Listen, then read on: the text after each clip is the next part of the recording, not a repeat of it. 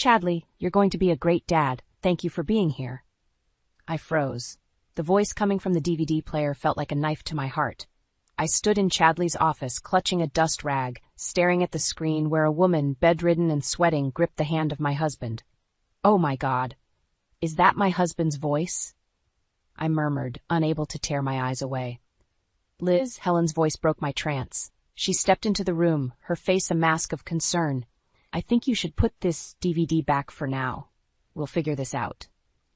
I ejected the DVD, my hands trembling as I placed it back in its case, careful not to look at the printed label that stared back at me. Rachel's baby. Helen closed the office door behind us as we left. When we were in the kitchen, Helen poured 2 cups of coffee and sat across the table from me. Liz, I know this is shocking, but let's stay calm. We need to understand what's going on. I grasped my cup, trying to draw warmth from it, but it only made the growing chill inside me more apparent. But if it's true, what does it mean for us? Helen sighed, staring into her coffee. We need to find out more before jumping to conclusions. I'll support you, no matter what we discover. She reached out and squeezed my hand, her touch grounding me for a moment. That night, sleep came reluctantly. My mind was a carousel of images. Chadley in the delivery room, his soothing whispers to this woman, Rachel. Part of me wanted to confront him right away, but Helen's words echoed in my mind. We needed answers, and hasty actions wouldn't bring them. In the morning, Helen suggested we hire a private investigator. Liz, you're running your business and dealing with enough stress. Let professionals handle this. You're right.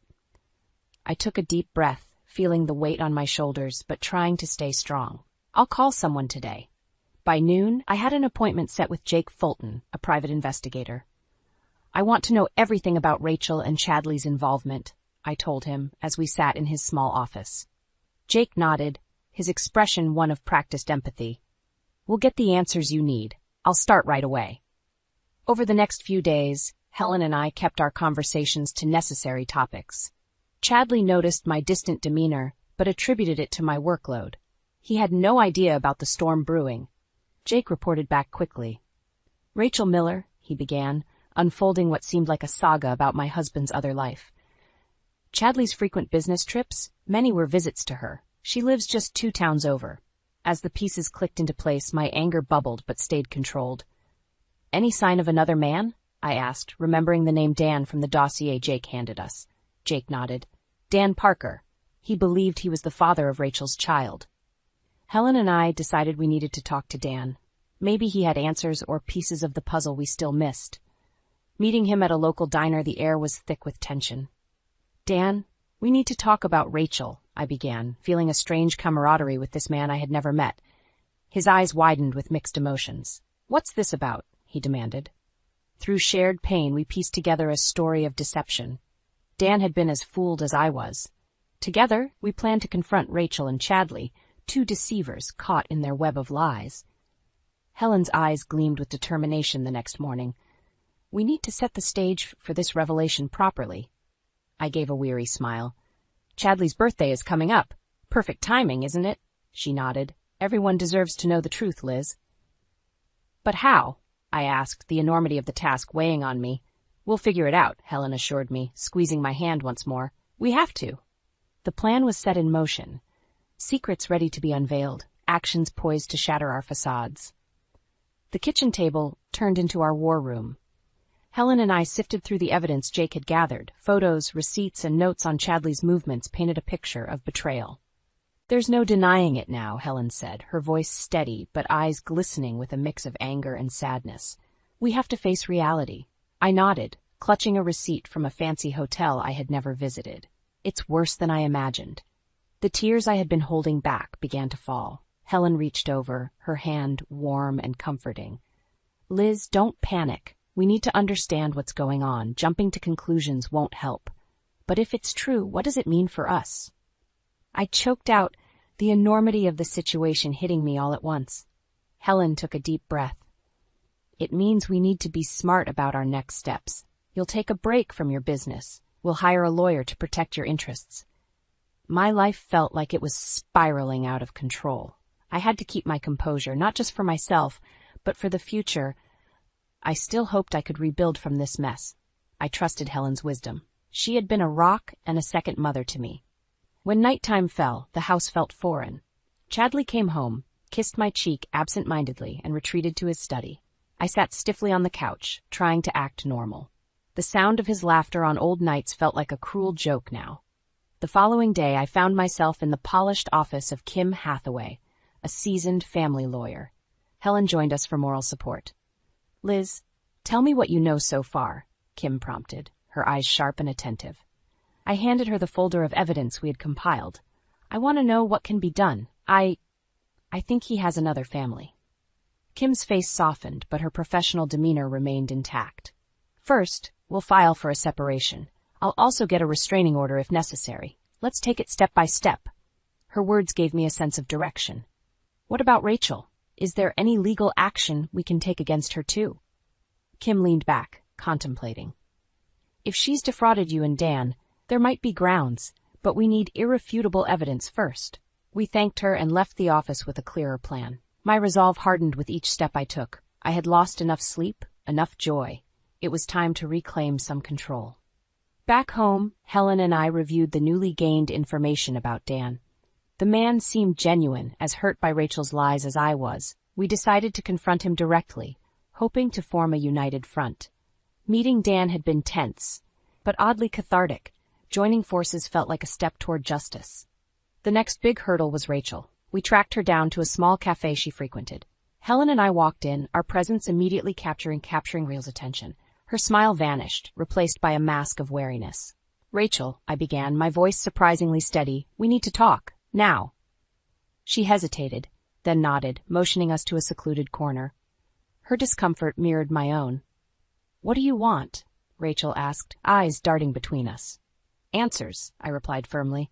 "We know about Chadley and the child." Her eyes flashed with something. Guilt, fear, perhaps both. "I don't know what you think you know," she started. "No games," Helen interjected, her voice cold but controlled. "We have evidence. Your lies end here." Rachel's shoulders slumped slightly, and I could see the fight leaving her. She realized the game was up. "Fine," she said quietly. "I'll tell you everything." Her admission felt like a victory, but also a bitter confirmation of our worst fears. The path ahead was clear now. We needed to expose Chadley, and it began with a confrontation that would shake our family to its core. My fingers tapped restlessly on the desk as Jake updated me on the latest findings. The private investigator's office felt suffocating, crammed with files and the scent of stale coffee. "Liz," Jake started, adjusting his glasses. "We've uncovered more about Rachel. She's been living off Chadley's money. They've also co-signed on an apartment lease." Helen gripped my shoulder, her fury barely concealed. "So he's been funding her life while we struggled? Unbelievable." I sank deeper into my chair, feeling a cocktail of betrayal and determination. "And Dan? What's his involvement?" Jake handed over a series of surveillance photos. "Rachel's been stringing him along, making him believe he's the father. He's been covering additional expenses, private school applications, medical bills." Helen's eyes narrowed. "Rachel's been playing everyone for fools." I took a deep breath, trying to keep my voice steady. "What about business trips? How often did he visit her?" "More than half," Jake replied, flipping through some documents.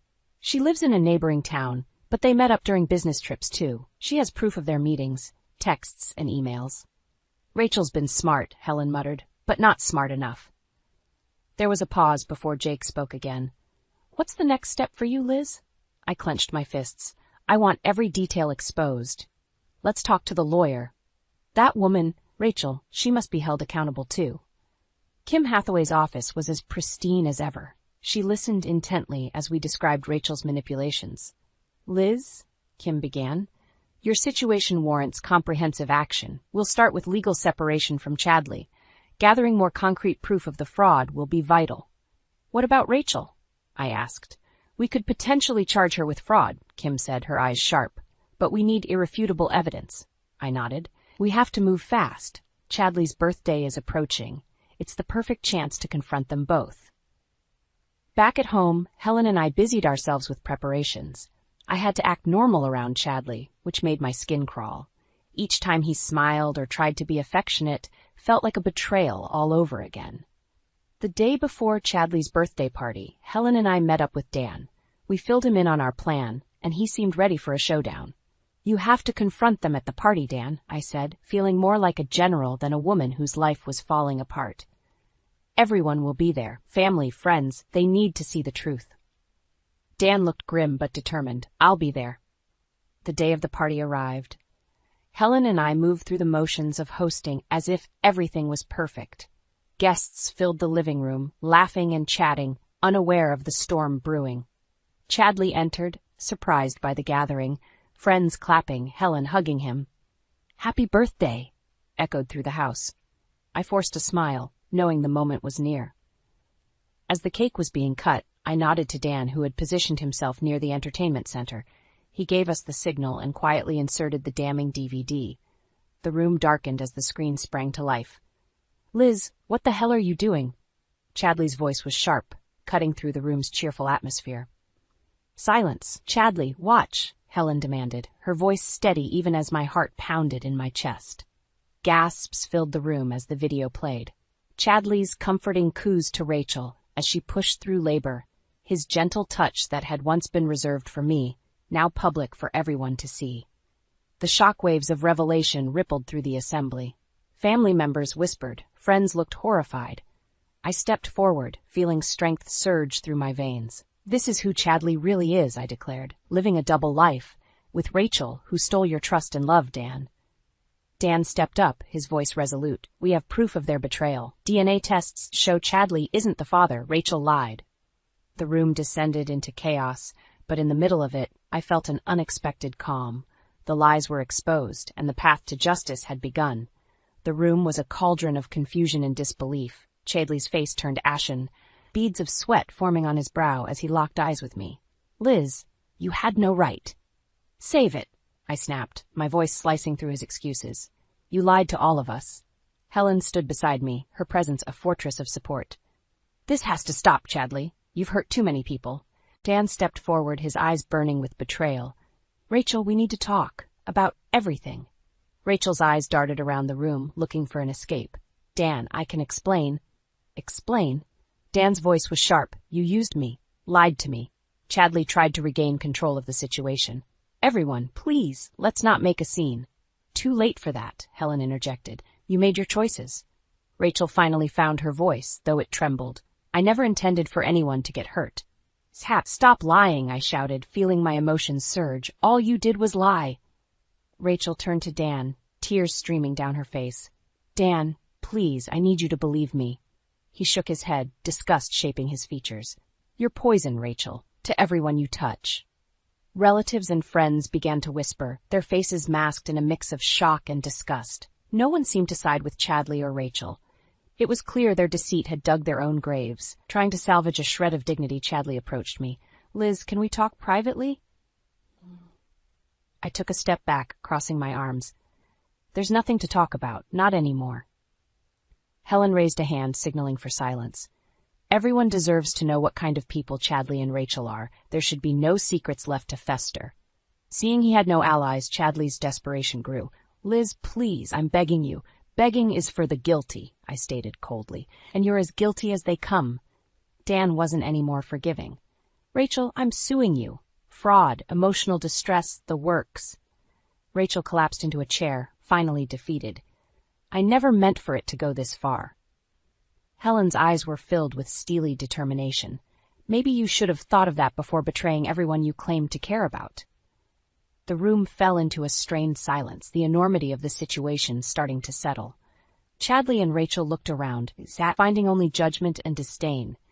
Helen and I nodded to each other, an unspoken understanding passing between us. I'm filing for divorce, I announced, the finality of the words echoing in the stillness. You're no longer part of my life. Chadley's shoulders slumped. He realized that not only had he lost me, but also the respect of everyone gathered. Enough, I said, turning away from him. This is over. With a final glance, Helen and I began to escort our guests out, thanking them for coming and apologizing for the scene. The weight of relief mixed with sorrow felt surreal. As the door closed behind the last guest, Helen looked at me. We did it, Liz. It's done. I nodded, feeling a tear slide down my cheek. Thank you for standing by me, Helen. I wouldn't have survived this without you. Helen hugged me tightly. We're family, and we're stronger than ever. Inside, I knew there were more battles ahead. Legalities, emotional wounds, and rebuilding my life without Chadley. But for now, the first and most important step had been taken, facing the truth head-on and refusing to live a lie. Dan approached us before leaving. We're in this together now, he said, holding out his hand. I shook it. Thank you, Dan, for everything. He nodded, grim but resolute. We'll get through this, all of us. As I closed the door, I felt a strange mix of exhaustion and newfound strength. Tomorrow would bring new challenges, but for tonight, I was content, knowing the truth had finally seen the light. The shadows were lifting, and with them, the promise of a better future.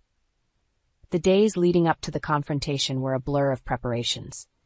Helen and I decided Chadley's upcoming surprise birthday party would be the perfect moment to unveil the truth. We needed to ensure that everyone who mattered was there. So, how do we do this? I asked Helen one afternoon as we sorted through the guest list. Simple, she said, tapping the list with a pen. We gather everyone together and play the DVD. The shock will do the rest. The plan was set. Chadley's birthday morning was oddly tranquil. I prepared a light breakfast, trying to act like everything was normal. Chadley, blissfully unaware, joked about his age and what a wonderful wife I was. My smile was tight, but he didn't notice.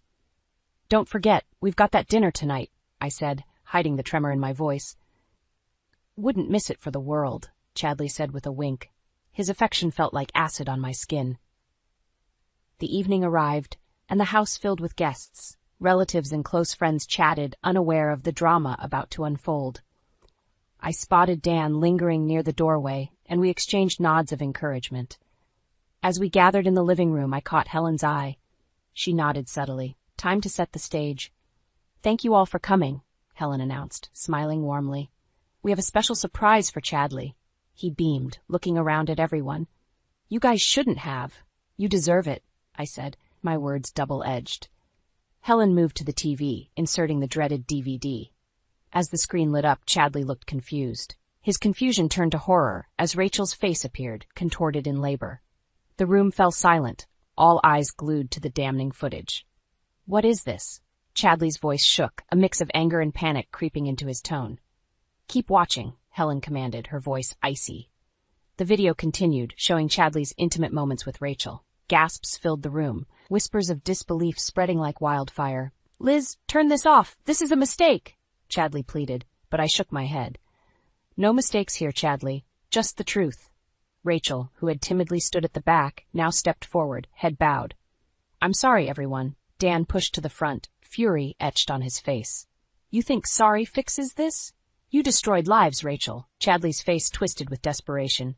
Liz, please, we can talk about this. Helen stepped in front of me, shielding me from his reach.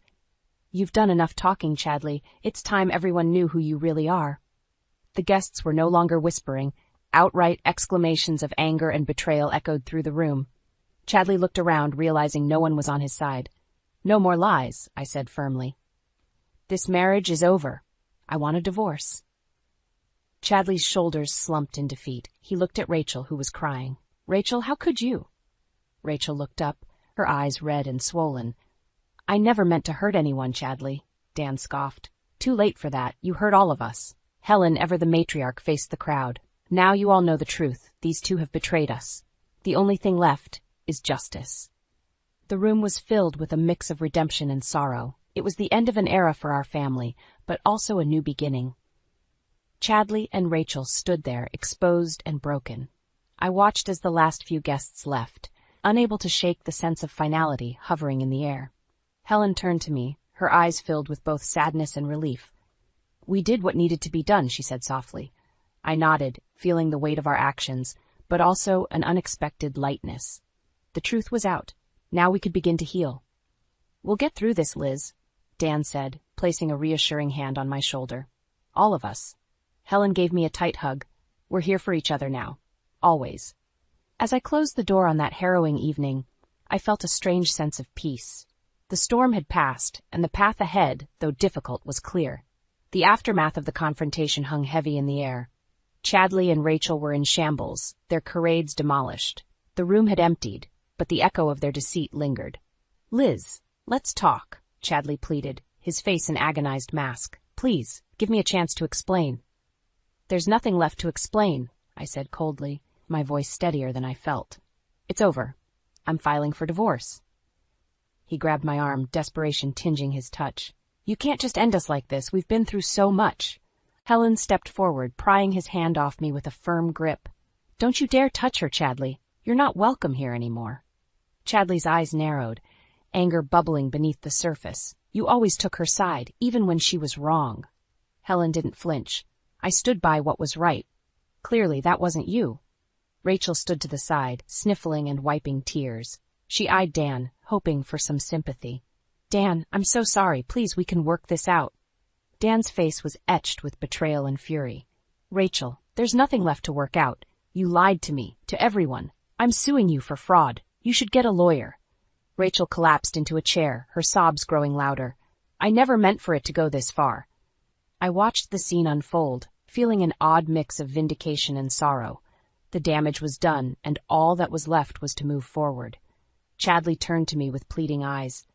"Liz, please, let's not do this. Think about us, our memories, everything we've built." "Everything we built was a lie," I said, my voice thick. "There's no going back." He sank to his knees, head in his hands. "I'll never forgive myself for this." Helen's gaze was steely. "Good. You shouldn't." Dan, weary but resolute, shook his head. "Chadley, Rachel, whatever you hope to salvage, it's gone. You did this to yourselves." It was a strange sight, seeing Chadley, once so composed, now crumbling before me.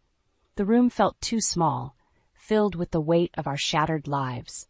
Helen took my hand, guiding me away from the wreckage. "We have preparations to make," she said softly. "This is just the beginning." The next few days were a whirlwind of legal meetings and paperwork. Kim Hathaway guided us meticulously through the process, ensuring I was protected. Dan was relentless in his pursuit of justice against Rachel. "We need to finalize the DNA tests," Kim instructed. "Dan, if this goes to court, we need irrefutable proof." Dan nodded, a hardened look settling on his face. "We will." Throughout the ordeal, Helen remained my rock. "You're doing the right thing, Liz. We'll come out stronger."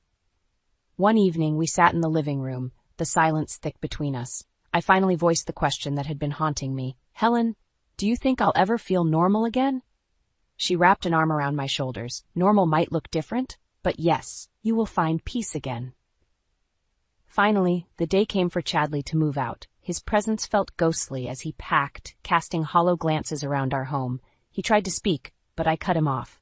"Save your breath, Chadley. There's nothing you can say that will change this." As he walked out the door, bags in hand, a heavy silence filled the space he left behind. Helen and I sat together, the vast emptiness of the house wrapping around us. "We survived this," Helen said quietly, "and we're stronger for it." "Yeah," I agreed, staring out the window at the departing figure of my former husband. "We are." The road to healing would be long, but I knew I wasn't alone. With Helen and Dan by my side, we faced the future, with a resilience forged in the fires of betrayal, and together we would rebuild, brick by brick, into something unbreakable. The court was oppressive, with its cold walls and judgmental air. Rachel sat at one of the tables, looking fragile and defeated. Her once confident demeanor had vanished, replaced by a haunting vulnerability. I watched her, feeling a peculiar mix of pity and wrath. Kim stood beside me, her confidence a balm to my frayed nerves. "This won't be easy, Liz," she said quietly, "but it's necessary." Dan sat across from us, his posture straight, his face a mask of determination. We exchanged a nod, an unspoken pact of solidarity. Today was the day we held Rachel and Chadley accountable. The judge entered, and the court came to order. Rachel's lawyer rose, attempting a defense soaked in rationalizations. "Your Honor," he began, "my client deeply regrets her actions. She never intended for things to spiral out of control. Her intent was not deceit, but desperation." Dan's lawyer, a stern woman named Grace, stood elegantly. "Intent does not negate impact, Your Honor. Rachel Miller knowingly deceived multiple parties, causing emotional and financial damage." Rachel's lawyer continued to plead her case. Rachel was under immense stress. She believed she was providing for her child. Grace interjected, "By defrauding two men and emotionally scarring numerous people, that's hardly justifiable." The judge nodded thoughtfully before turning to Rachel. Miss Miller, do you have anything to say? Rachel stood shakily, eyes darting between us. I'm truly sorry. I know I hurt people, but I was scared. I didn't know what else to do. Dan's voice cut through the court with icy precision. You didn't know what to do. How about telling the truth? Rachel's eyes filled with tears. Dan, you have to believe me. I was lost. Lost? Dan's anger was palpable. You were selfish. You used us. Helen squeezed my hand under the table, her presence steadying me. Kim remained focused, her eyes locked on Rachel. Chadley's turn came, as he had to testify regarding his involvement. He walked up to the stand, his once confident demeanor now shattered. Mr. Monroe, were you aware of Miss Miller's deceit? Grace asked. Chadley swallowed hard, looking down. Not fully, no. I was led to believe I was the father of her child. Grace's gaze was unrelenting. So you claim ignorance? He nodded slightly. Yes. Dan's face contorted with fury. You're a liar, Chadley. The judge raised a hand. Order in the court. Kim took her turn. Mr. Monroe, you claim you were ignorant, yet you continued to maintain a relationship with Miss Miller. How do you explain that? Chadley shifted uncomfortably. I thought I was doing the right thing. And your wife? Kim pressed on. Did she deserve the lies? He had no answer, his silence speaking louder than any words could. The judge looked at Chadley with disdain. Mr. Monroe, your actions were not justifiable. As testimonies wrapped up, the judge took a moment before delivering the verdict. In light of the evidence and the profound deceit involved, I find Rachel Miller guilty of fraud and emotional distress. Custody of the child will be reevaluated. Chadley Monroe's involvement, while not fully complicit, played a crucial role in the damages caused. The courtroom's tension broke slightly with murmurs of approval.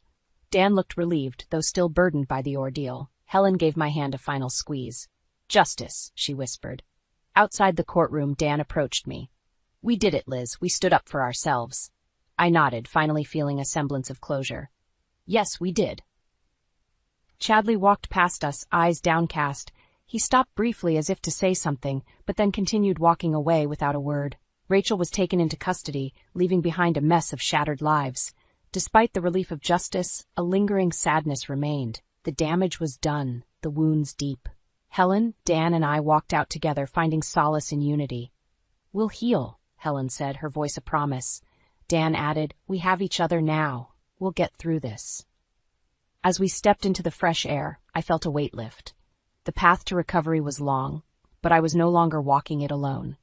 The shadows of betrayal had been cast off, replaced by a newfound strength and the support of those who mattered most. The weeks following the court verdict felt like emerging from a long, dark tunnel. Helen, Dan, and I started to piece our lives back together, slowly but surely. One afternoon, Helen and I sat in the living room, sorting through old photo albums. The pictures felt like relics from a different era. Look at this, she said, holding up a picture of Chadley and me on our wedding day. You looked so happy. I sighed, taking the photo from her. It feels like a lifetime ago, but I'm grateful for where we are now. Same here, Helen replied, her eyes softening. We have each other, and that's what matters. Just then, my phone rang. It was Kim Hathaway. Liz, I wanted to update you on the custody hearing for Rachel's child. My heart raced. What's the news? Dan has been granted temporary custody, Kim said. We need to ensure the child's well-being during this period. That's great news, I said, relief washing over me. Dan will be thrilled. After hanging up, I called Dan immediately. He picked up on the first ring. Hey, Liz, what's up? I'm calling with good news. You've been granted temporary custody. Dan exhaled deeply, the weight of the past months visible in his voice. Thank you, Liz. This means a lot. Later that day, Dan came by with his son, little Jake. The boy clutched a toy car, eyes wide with curiosity. Hey, Jake, this is Aunt Liz, Dan introduced. Hi, Jake, I said, kneeling to his level. Want to see a cool toy room? Jake nodded enthusiastically and disappeared upstairs with Helen, leaving Dan and me alone in the kitchen. Liz, I can't thank you enough for everything, Dan began, his voice filled with gratitude. We're in this together, I replied. How are you holding up? Better, knowing Jake's with me, he said, running a hand through his hair. But there's still a lot to figure out. Helen returned, smiling. Jake's enjoying the toys. He's got a lot of questions, though, Dan chuckled. That's Jake for you. As the evening progressed, we shared stories and laughter, a stark contrast to the turmoil we'd faced. It felt like the start of something new, something hopeful. A few days later, a letter arrived in the mail. It was from Chadley. My hands shook slightly as I opened it, bracing myself for whatever it contained. Liz, I know I'm the last person you want to hear from, but I need you to understand how sorry I am. I've lost everything because of my own actions. My wife, my integrity, and the respect of everyone I care about. I don't deserve forgiveness, but I hope you find peace in knowing that I deeply regret all I've done. Chadley, I read the letter twice, processing his words. Helen found me in the kitchen, the letter clenched in my hand. What's that? She asked gently. A letter from Chadley, I said, passing it to her. Helen read it and looked up, her eyes thoughtful. He's trying to make amends in his own way. Too little, too late, I replied. But at least he acknowledges his mistakes. That's something, Helen agreed. But we have more important things to focus on now. We spent the evening planning activities for Jake, making sure Dan felt supported in his new role as a single father. The sense of family grew stronger, weaving its threads tighter around us. In the weeks that followed, we established new routines and created new memories. Dan and Jake became regular fixtures at our home, filling the space with laughter and warmth. One night, as we gathered for dinner, Dan raised his glass. To new beginnings, and to the family we've found in each other. To us, Helen and I echoed, clinking our glasses together. As I looked around the table, I felt a profound sense of gratitude. We had survived our darkest days and emerged stronger, bonded by resilience and the promise of a brighter future. The scars would fade, but the strength we found in each other would remain forever.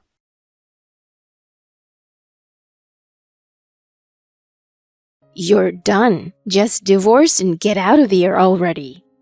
My mother-in-law raises her voice at me. She's a despicable human.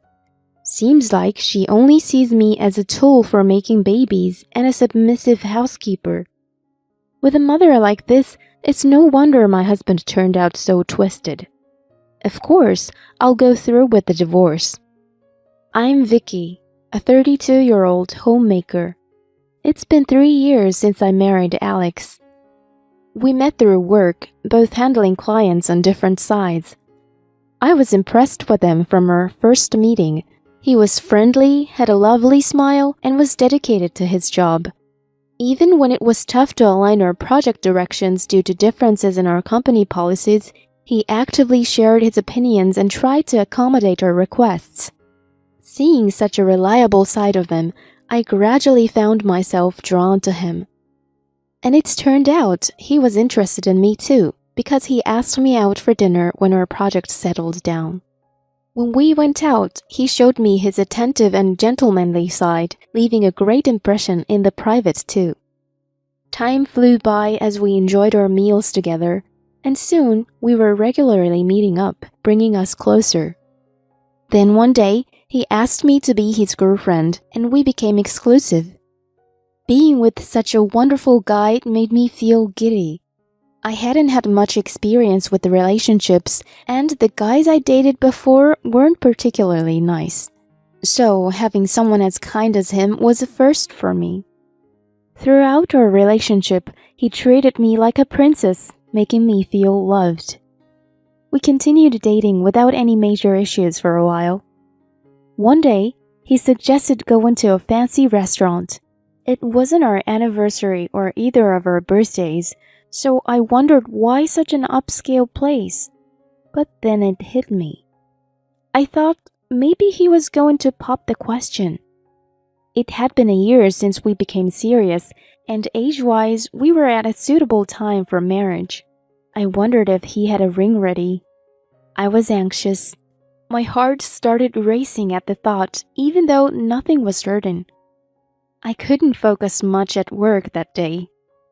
After work, we met up and headed to the restaurant. The place he'd reserved was beautiful, and I immediately fell in love. I wouldn't have been surprised if it was a Michelin star. The ambience and the service from the staff were impressive, and the food was out of this world. It felt like ages since I'd been captivated by dining out. It's amazing. The wine goes perfectly with the meat. Yeah, I'm glad we came to this place. As we enjoyed the delicious food, our moods lifted and conversation flowed naturally. And just as we finished dessert, he suddenly looked at me in seriousness. Is this it? Is he going to propose? I felt my heart racing and nerves kicking in. What's wrong? Vicky, there's something important I need to talk to you about. About what? I want you to have this. Alex took out a small box from his suit pocket. Opening it, he showed me the ring inside and asked, Vicky, will you marry me? I promise to take care of you and make you happy for the rest of your life. I had anticipated the possibility, but actually being proposed to made me super nervous. I blushed, feeling embarrassed, and too giddy to speak properly, but I managed to give him an answer. Of course, I want to spend the rest of my life with you. Really? So you'll marry me? Yes, hon, I can't wait. His expression brightened up. I am the luckiest guy right now. I was worried you might say no. He seemed genuinely happy. I was thrilled to be proposed to as well. After that, we went to meet each other's parents. Both families were introduced to each other, and then we had a beautiful wedding. Many people came to celebrate with us, making it a memorable event. And so began our married life. He wanted me to be a homemaker, so I quit my job and focused on the household. I did my best to support Alex. Not long after we got married, I got pregnant. I never thought it would happen so soon, but finding it out was incredibly exciting. Really? Awesome! I'm gonna be a dad soon. Alex was over the moon. I thought he'd be a great dad raising the baby together. My in-laws were thrilled to hear the news as well. You did well for a change, you know. Thanks. My mother-in-law, Rose, even praised me. To tell you the truth, I didn't really get along with her.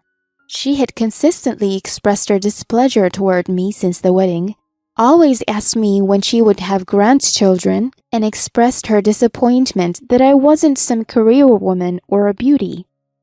So every time I went to my in-laws, it was uncomfortable.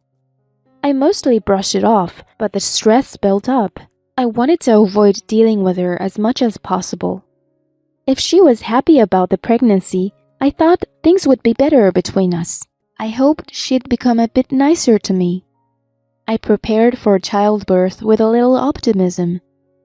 As the due date approached, Rose asked me, So, is it a boy or a girl? I just found out recently. It's a girl. A girl? Oh my God, are you kidding me? What's wrong? She suddenly raised her voice, startling me. You're supposed to have a boy to carry on the family name. What are you talking about? Nothing wrong with having a girl. We're not from some aristocratic family anyway. Oh, Steve, you're too nice to her, you know. Alex is an only child, so we need a boy. My father-in-law, Steve, tried to calm her down, but she persisted. I realized at the moment I'd never see eye to eye with her. She continued talking about how important it was to have a boy and called me useless. I didn't want to deal with the stress during pregnancy, so I decided to spend the last trimester at my parents' house. Being there helped me avoid Rose, and I felt much more relaxed. Eventually, I gave birth to a healthy girl. Steve and Alex were smitten by her right away, holding her in turns, but Rose just watched from behind. She could have at least held her grandchild since she was her blood. I thought to myself, but I was already fed up with her, so I kept my mouth shut. From then on, I spent my days struggling with housework and childcare. Our daughter cried a lot at night, which was tough.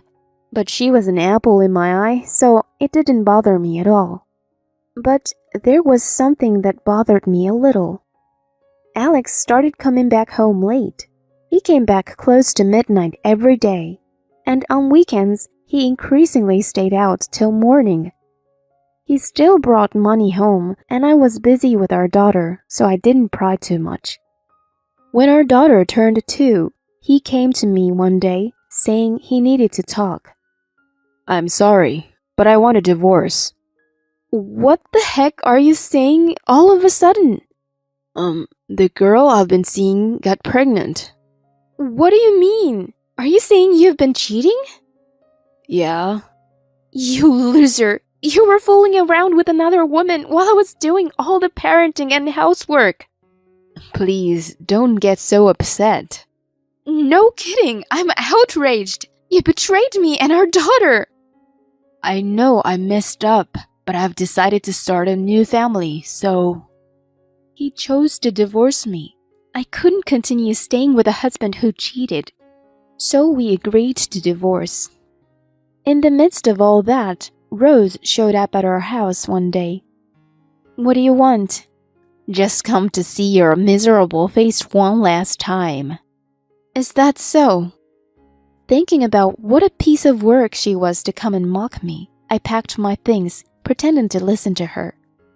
She put a disgusting grin on her face and kept speaking about soon-to-be her new daughter-in-law.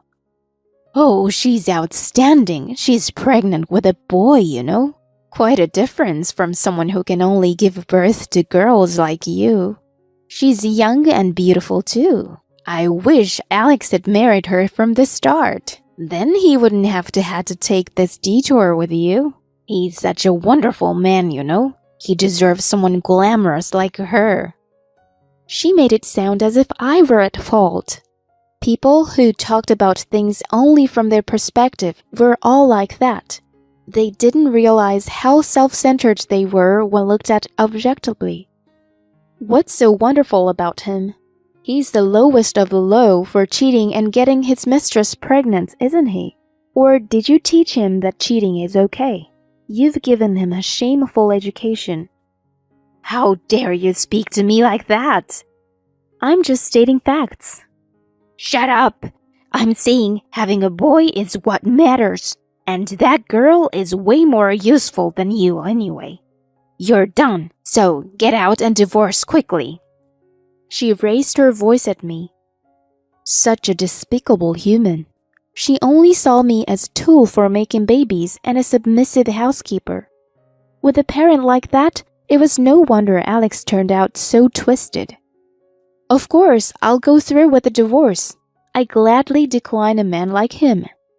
Please, you don't have the authority to belittle my son. You just happened to marry him by luck. Lightning doesn't strike twice. If you understand, just get the heck out now. She tried to kick me out right then and there. Obviously, I didn't want to live with a cheating husband any longer either. I'll handle alimony and child support through my lawyer. Yeah. I guess it's something you desperately need, huh? Considering you're about to become broke.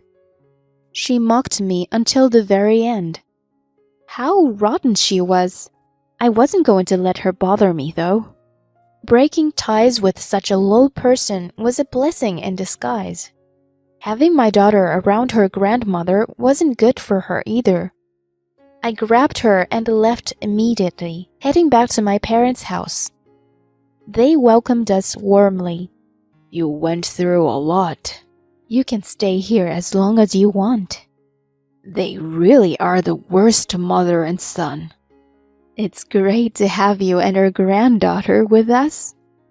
It felt calming to be back home after so long. My daughter seemed happy to see Grandpa and Grandma. Then I took some time to plan for the future. First off, I needed to demand alimony and child support from Alex. With my dad's help, I got a lawyer and served him. He was stunned by the amount I demanded and quickly contacted my lawyer. After a vigorous negotiation, he eventually agreed to the alimony and child support payments. With the combined amount, it was quite substantial. We agreed on installment payments, and if he fell behind, his salary would be garnished. There was no way he could cry poverty and avoid payment. I also demanded compensation for the mental anguish caused by his affair and his mother's harassment. Both of them were surprised by that and fought back, but with medical records as evidence, they couldn't avoid payment. As a result, Alex ended up with a bill of $100,000. His salary wasn't even that high, so carrying such a large debt was going to be tough for him, especially since his girlfriend was pregnant. It was almost impossible to raise a child while carrying such a debt that was going to take years to pay off. Moreover, Rose and Steve were also going through a divorce at the same time. Steve couldn't take Rose's rampage anymore. He came to apologize to me and my parents and informed us about the divorce. Honestly, I was amazed by his patience in staying with someone like her for so many years. I really hoped he'd spend the rest of his life using his money and time for his own happiness. While living at my parents' house, I started looking for a new job. Thanks to the qualifications I already had, I landed a clerical job and returned to the workforce after a long time. At first, things didn't go as smoothly as I hoped, and it reminded me of when I first got a job right after college. I was the same back then. If I worked hard and stayed humble, I believed things would eventually work out. I threw myself into work. When I got home, my daughter greeted me with a big hug. Just that made all the fatigue disappear, and I felt motivated again. My mom cooked dinner, and enjoying the meal with the four of us, my parents, my daughter, and I, gave me peace of mind. With their support, I faced each day as a single mother doing my best. Around the time my divorce was finalized, I suddenly got a call from Alex. It gave me a chill. I didn't even want to hear his voice and ignored calls at first. The phone kept ringing persistently, so I reluctantly answered. "What do you want now? Why do you keep calling me?" "Hey, let me ask you one thing. Can a child have a different skin tone and hair color from its parents by some kind of gene mutation?" "What are you talking about all of a sudden?" "I mean, can a child born to Caucasian parents have a yellowish undertone to the skin? Can they have jet black straight hair?" He sounded pretty shaken up over the phone. From what he was saying, I kind of figured out what he wanted to ask. "Do you mean your baby's biracial?" Ugh. "Are you saying your wife got involved with an Asian origin and got pregnant?" "Don't say it so bluntly. I've been fooled. She said it was my kid and was a boy, so we got married. But I can't raise a child thinking it's mine when it's not. As he grows up, everyone will figure out he's not mine." "But legally, you're the father on the birth certificate, right?" "Darn it. How did it come to this? Hey, can we start over?" "Excuse me?" "My mom and I will move in with you and your parents. We can be one big happy family." "What the heck are you talking about? That's so gross." "Gross? What do you mean?" "Come on, you know what I mean. Why do we have to live with your mom anyway?" "Listen, neither me nor my daughter have any love left for you. I don't want to see your face or talk to you. Honestly, I don't even want to hear your voice like this." "Don't be so harsh. We used to love each other, didn't we? Please, I'm begging you. Save me and Mom." "You're the one who betrayed us. Stop saying things that only benefit you. You don't have the right to see us anymore. And I won't withdraw the alimony and child support demands, ever. Remember, if you ignore the payments, your salary will be garnished." Ugh. I hung up on him. But later, he and Rhodes showed up at the house. I took refuge in a room with my daughter, and my dad dealt with them. "What do you come here for?" Please, please let us stay with you." His brain must have been wired totally differently from a normal person's. Despite being harshly rejected by me, he had the nerve to show up with Rose. I assumed they were that desperate, but they underestimated us too much. My dad, being the gentle person he was, wouldn't have forgiven someone who betrayed his family. "Stop talking nonsense and get out of here, or I'll call the police." "Wait, just hear us out, please." "You guys are just strangers to me now." "We were once family, weren't we? I'll work and contribute to the household finances too." "I'll do the housework too, so please let us stay." They adamantly insisted. Then a patrol car showed up. Oh my god, when did you call them? "I can't believe you reported us." Enough with the nonsense. You're strangers, as I said before. In other words, trespassers. Obviously, I'll report them. I had asked my wife to call the cops already. Oh no. They tried to flee in panic. That just made the cops more suspicious, and they were detained on the spot. Wait a minute. We were just talking. Please let us go. Why do we have to get arrested? They struggled, but they were mercilessly put into the patrol car and taken away by the officers. Afterward, they were released, but we got a restraining order against them. Word got out at Alex's workplace about his arrest, which led to his demotion and had his salary reduced, making life even tougher. He got divorced from his second wife and received alimony since the child wasn't his. He also started a legal process to take his name out of the birth certificate. So, in the end, his debt increased with the lawyer fee. Currently, Rose has started working part-time, and they are living a humble life while trying to repay the debt together. Well, it's all their own doing, and they well deserve it. Meanwhile, I'm enjoying my ordinary but happy life with my daughter and parents. I'm getting used to my job, and gradually I'm earning recognition from those around me. I'll continue to dedicate myself to work while watching my daughter grow with my parents by my side.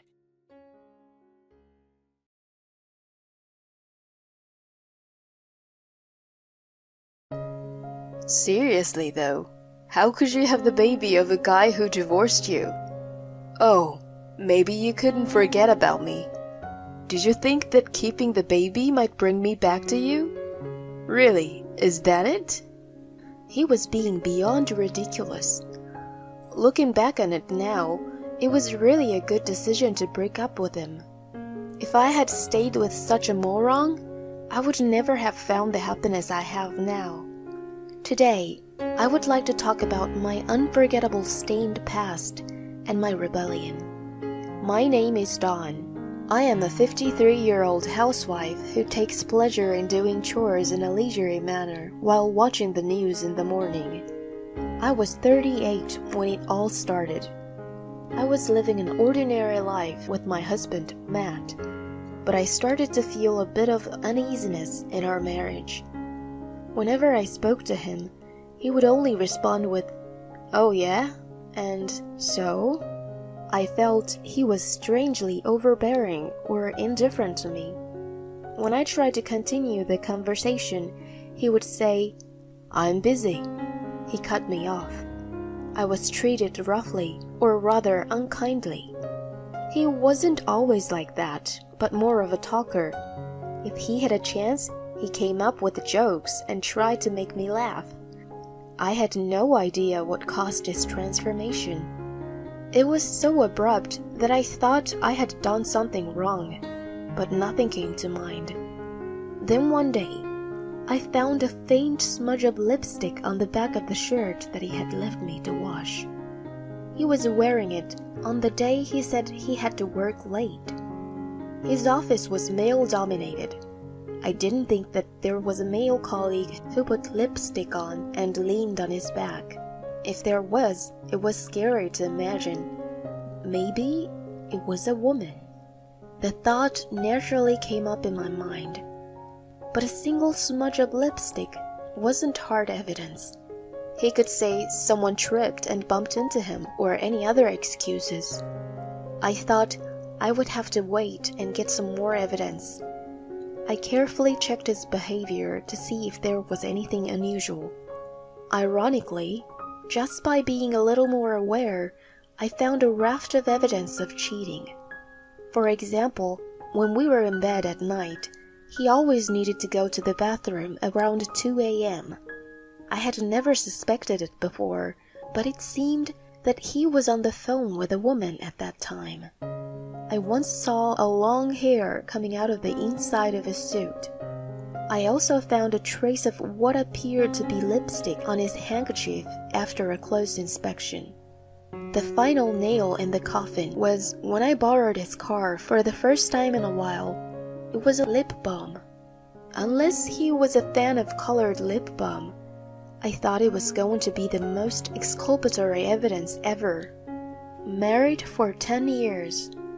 I felt the frustration of losing him to some random woman and the despair of not wanting to be alone. My love for him started pouring out. I wondered if there was really no way to start over. Was there anything I could do to make him come back to me? Was there a way to make him fall in love with me again? Just as I was twisting my brain, my suspicion of pregnancy came to light. I thought the timing was a gift from God. We had no children. The cause of his infidelity was that we were stuck in a rut. If so, the pregnancy might have been a chance for him to change. I gave him the news with hope. However, he said, "No way, give me a break. What a pain in the ass. Let's divorce." I couldn't believe my ears. Well, now that I think about it, I guess I was too naive. It was rare that a husband who was cheating on his wife straightened up and became faithful all of a sudden. It only happened in movies. Despite all that, I believed at the time that we still had a chance. We had known each other for a long time after all. "How dare you? It's your baby!" "I'm sure the baby is better off without a father like me. And you already know, don't you?" My heart skipped a beat when I saw the smirk on his face. "I'm having an affair." I had planned to use the pregnancy as an opportunity to reconcile our relationship without acknowledging his adultery. I felt as if I had been pushed off a cliff. I thought that if the affair came to light, the marriage would become strained and he would not come back. It was another naivete on my part. I wanted you to find out, so I did everything I could to leave evidence, but he didn't say anything at all. I'm getting tired of it. "What do you mean?" "I've been waiting for you to tell me. No way you're cheating on me. I want a divorce." "Don't make it harder on me." "You're joking, right?" "I won't go through all this trouble just for a joke. I have a cute 24-year-old girlfriend right now. I have no use for a 38-year-old who is going to get fat from pregnancy," he continued to say. "I can imagine you becoming like Eric Cartman." He laughed hard by himself. It wasn't funny at all. "Here, I'll pay you alimony or whatever you want. Sign them." He presented me with the divorce papers. I cried for 3 days and 3 nights. When I noticed that he stopped coming home, I finally made up my mind and went to see an attorney. 5 years had passed since then. I was afraid of being alone at an old age, but I fortunately remarried my childhood friend, Larry, who was also divorced. We were living modestly with our child. Larry's ex-wife had been unfaithful, and he went through a hard divorce as well. Because we had been through similar pain, I felt very comfortable being with him. He took me out to a fancy restaurant for our wedding anniversary and gave me a nice gift for my birthday every year. He made sure that I knew he loved me. I prayed that those happy days would go on forever and welcomed another wedding anniversary. It was supposed to be a pleasant dinner at the usual upscale restaurant. Oh my God, it's Dawn. It was Matt who frowned when he saw me. Why are you here? I couldn't help but show my dismay. What a tragedy. I happened to run into him as he came out of the restroom. I am entertaining my client. I am busy. Unlike you, just hanging around carefree. He suddenly looked behind me and came up closer to me. Oh, so you had my baby? That's disgusting. He pulled up the boy's hand and said something outrageous while staring at him. Seriously though, how could you have the baby of a guy who divorced you? Oh, maybe you couldn't forget about me. Did you think that keeping the baby might bring me back to you? Really, is that it? He smirked while he pulled the boy's hand and spun him around on the spot. The boy's face gradually became red and scrunched up. Ah! He wailed. I am being kidnapped. I'm your daddy, little boy. Mommy's right there. He's stupid just like you, isn't he? At that moment, a man around 6'3" tall appeared from behind and grabbed Matt's arm tightly. The boy is mine. Huh? Matt's confused expression almost made me laugh. Is this your new husband? I kept my mouth shut. I don't know what you're talking about, but you don't think you're going to get away easily after making my son cry, do you? The tall man glared at Matt. Heavily tattooed arms were on display from his rolled-up sleeves. When Matt noticed them, he instantly became pale. Hey, Dawn, stop your husband. She's not my wife. What? Matt was confused again and looked back and forth between me, the man, and the crying boy. Then, who is this boy? Before I knew it, Matt had his arms held behind his back by the man. He's a suspicious man who repeats crazy things. Someone get the staff. There is a man here who is harming my child. The man's shout caused a commotion in the restaurant. I was thinking my precious wedding anniversary was becoming eventful and smiled. It became better than I expected by a coincidence. Hey, this is the man. I saw him grab this little boy by the arm. Matt was taken aback when I pointed him to the staff. Hey, wait, Dawn, what are you doing? Seriously, I don't understand what's going on. He was yelling frantically. I am not his wife, and the boy is not mine, much less yours. But he was standing right behind you. You were standing in the doorway of the restroom. I guess he couldn't get in. He was just following his dad, and you interrupted him. I know you wanted to make fun of me, but you can't be so quick to judge. Why don't you learn to observe a bit more? Shut up! I don't need your lecture. Well, I guess my kindness won't reach a prowler.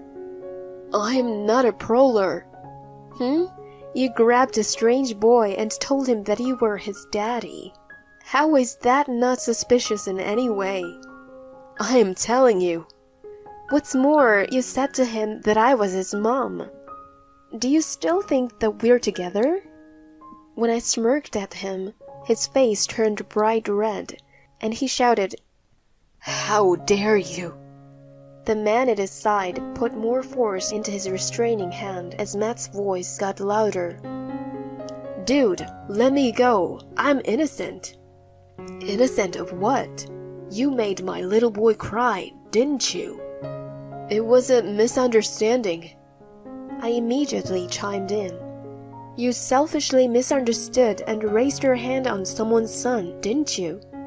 Matt called me a bitch as he glared at me. Oh no, I'm being glared at by a prowler. I'm scared. I said it in a girly, pretentious way. though it was emotionless. It seemed to have hit a nerve in a way I hoped for. Matt violently tried to break free of the man's restraints. You even thought that I was hoping to get back together with you. Oh, maybe you couldn't get over me. I dared to mention what he said to me earlier. As expected, he got angrier, and the man sensed the danger. He rolled Matt straight to the floor and sat on his back. If you think you can break my restraints, you are mistaken. The man may have thought it was a mild threat, but combined with his heavy tattoos, it was seriously scary. I was sure Matt must have thought that it was the day he might meet his creator. Don, tell him it was just a misunderstanding. Pulling up the arms of a stranger's kid was anything but misunderstanding, right? I thought he was my kid. I couldn't contain my laughter anymore when he mumbled like a child, half crying. You never recognized the baby or paid child support, and you say the child is yours? Have I ever asked you for recognition or child support after we divorced? No, even if you did, I wouldn't have agreed. You knew that too. That's why you didn't ask me, right? Are you that stupid? I'm not a fool when I have a child to take care of. I'm gonna hunt you down until you pay.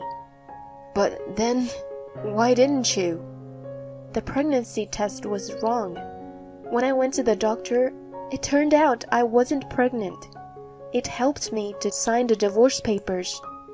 Those 3 days when the divorce was mentioned and he stopped coming home, I did spend a lot of time crying. I knew I couldn't go through the divorce in such an unexplained state with our baby, so I went to an obstetrician. Even if we were to get divorced, alimony, child support, and future living expenses were all on my mind, and I needed to sort these things out. If the child would benefit more from staying married, I was willing to endure it. The doctor saw no sign of pregnancy, and instead, a tumor was found in my ovary. When I was admitted for surgery, the woman whom I shared the hospital room with was the mother of my current husband. I had known him since we were little, so I knew his parents too. When he came to visit her, we became close again. At one point, I thought that my pregnancy was a gift from God, and it could save my marriage. On the contrary, it brought me a partner who assured me that it was the right decision to leave Matt. I was also able to detect the disease early. Despite having one of my ovaries removed, I even had a child with him. It may have seemed like adding salt to injury, but in fact, it was filled with good fortune. When I finished telling Matt all that, he turned pale and murmured, "No way, I was dumped by my girlfriend." Needless to say, I laughed at him. Well, I didn't think that young girls wanted to deal with such a middle-aged man who was getting older and older. At that moment, police officers showed up. Apparently, the staff had called them. Matt received a stern warning from the police. The misunderstanding was cleared, and he sincerely apologized to the boy's family. The incident was solved without a criminal charge against him. The police seemed to really scare him to the point of changing his attitude. I received an apology from him as well. He didn't know where I lived, so he went to my parents and showed his remorse. He apparently realized that he was wrong for leaving me in the worst possible way. He was getting older, was dumped by his girlfriend, and no one wanted to be with him anymore. He was completely broken down by the whole affair and felt lonely with no one to comfort him. Well, I didn't care if he apologized. I continued to ignore him. If I hadn't bumped into him there, I never really thought of him anyway. Incidentally, Larry noticed that I was gone for a while and came to check on me that day. He thought that it may have been the first and the last chance for me to get back at Matt, He dared to watch the situation from shadows. Of course, I was going to jump out if anything happened, but the man who was holding him down was so strong. He said he went to school in New Zealand and was a rugby captain. Wow, there was no place for me then. He was so scary. I thought he was a member of Hell's Angels. He started chuckling, which made me laugh too. Normally, I would have thought he wasn't manly, but he didn't need to be involved in my ex-marriage matter. It was something I should have solved by myself. I realized that I didn't have the strength at the time of the divorce. My actions were to divorce Matt as he wished and to receive market-rate alimony from him. I knew that reality didn't always work out like in movies.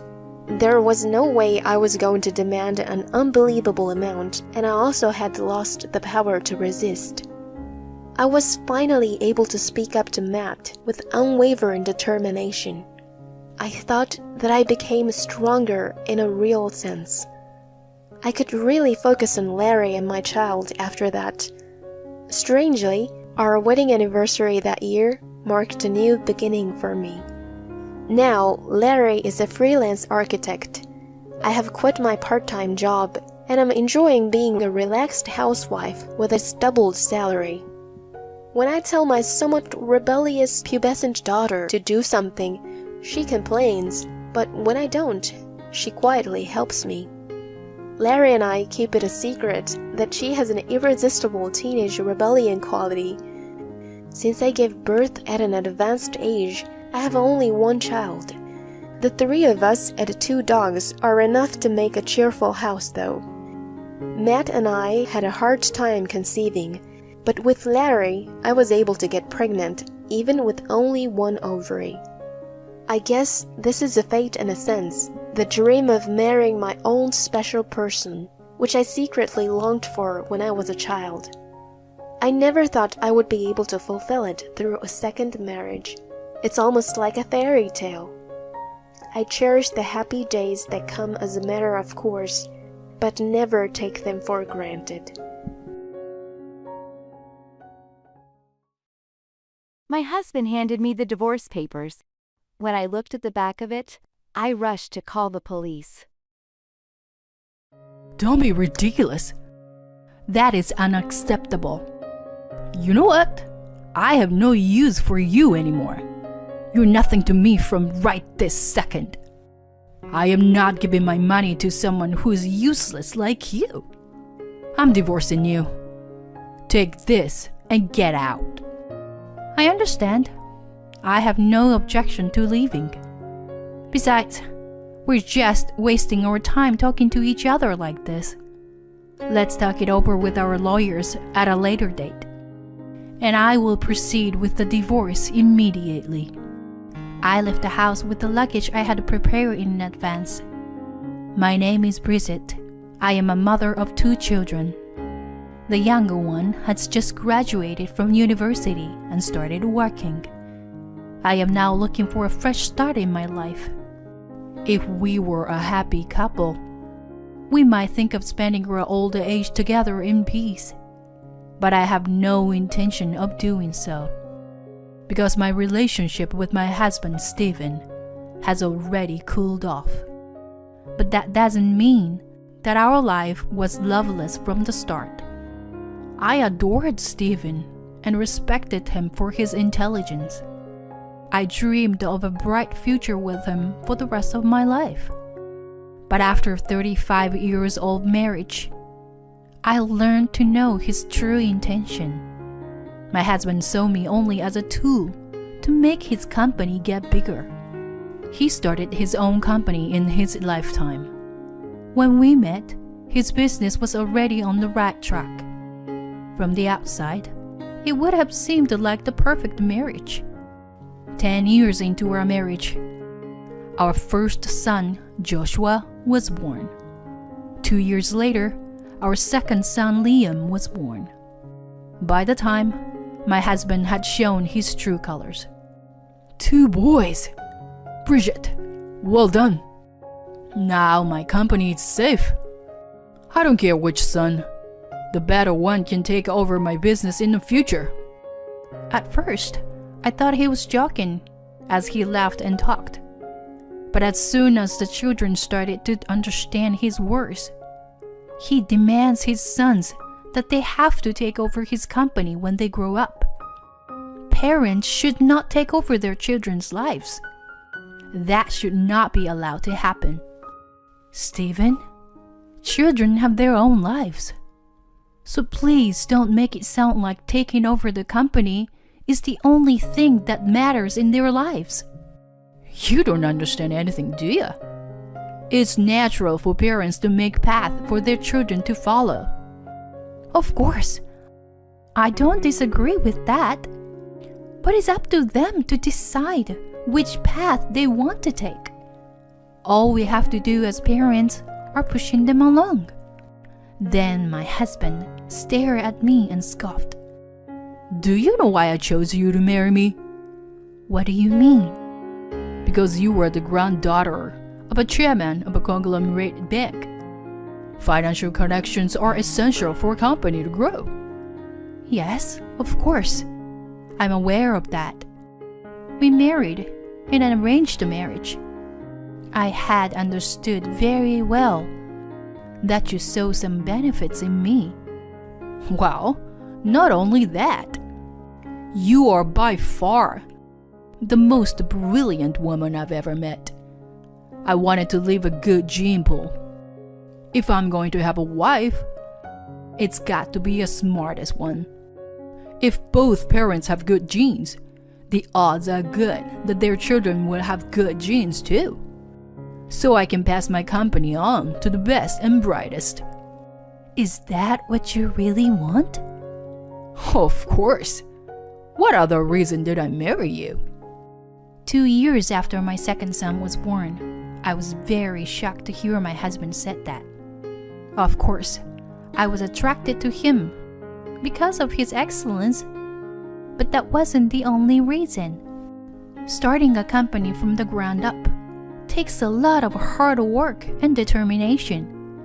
I respected him for the hard work he had put it in to achieve his goals.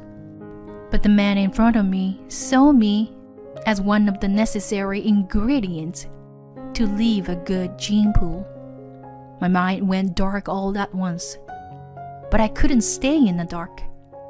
I have 2 children. I must raise them to be full-fledged adults. From then on, I worked hard to raise my children. It was complicated, but my husband was right. My children's intelligence was outstanding from an early age. Fortunately, my husband and I have aligned our interest. My husband wants to raise an outstanding successor to take over the company. I want to focus on my children's education. We each have our own agendas, but what it requires is the cost of education. My husband invested money in our children's education as if it were an upfront investment. As a result, they have grown up to be the excellent university students that my husband wants them to be.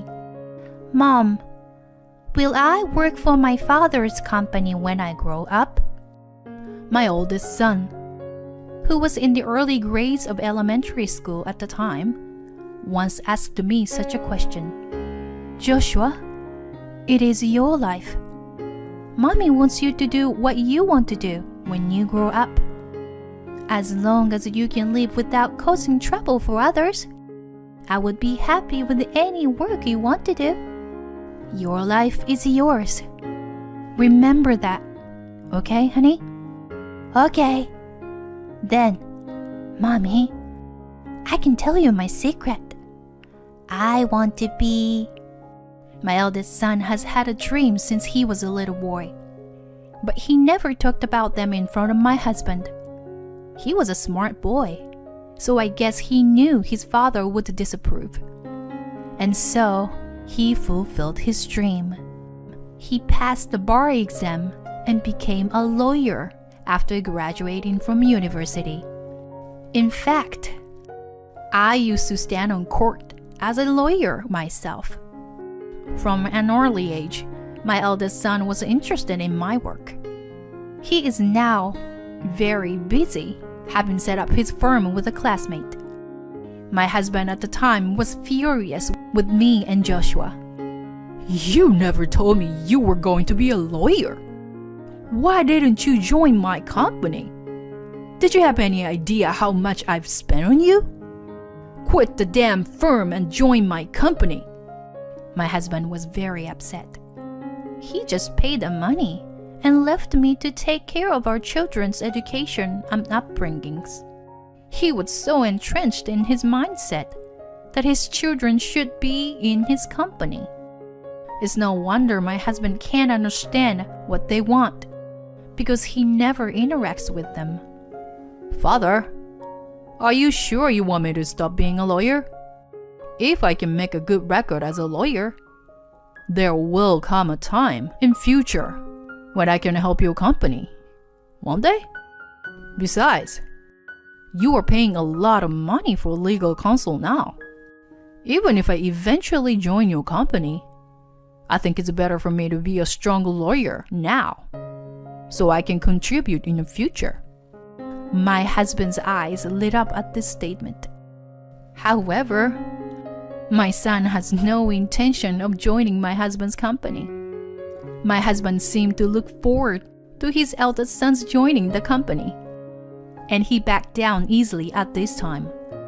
I'm sure he was thinking of the benefits in the future. But there is another more important reason. This is the existence of our second son, Liam. He, too, has a different direction of excellence than his older brother. My husband thought that Liam, who would graduate from university in 2 years, would be in good hands if he joined the company. Because of his eldest son, my husband reminded his second son to make sure he would join his company. He was relieved when Liam said he understood. My second son, Liam, was a child with a strong personality. Even when he entered kindergarten, he did not join in the circle of other kids and did what he liked. But that doesn't mean he's uncooperative. He only spends his free time during recess. In class, he was always in harmony with his peers. Liam, honey, what are you doing? When I picked him up from kindergarten, I found my second son on the playground. He was standing still with his forehead against a tree. Mom, I'm a tree now. That's why I don't understand human language. Oh, I see. But Mr. Tree, it's time to go home now. Can you get ready for that? Okay. He must have been a peculiar child to everyone around him. My second son was the type to do whatever he wanted to do. He was interested in plants and other living things from a very young age. He put a lot of effort into learning Chinese and Spanish because he wanted to read reports from overseas. After graduating from high school, our second son went to a university abroad to accumulate expertise.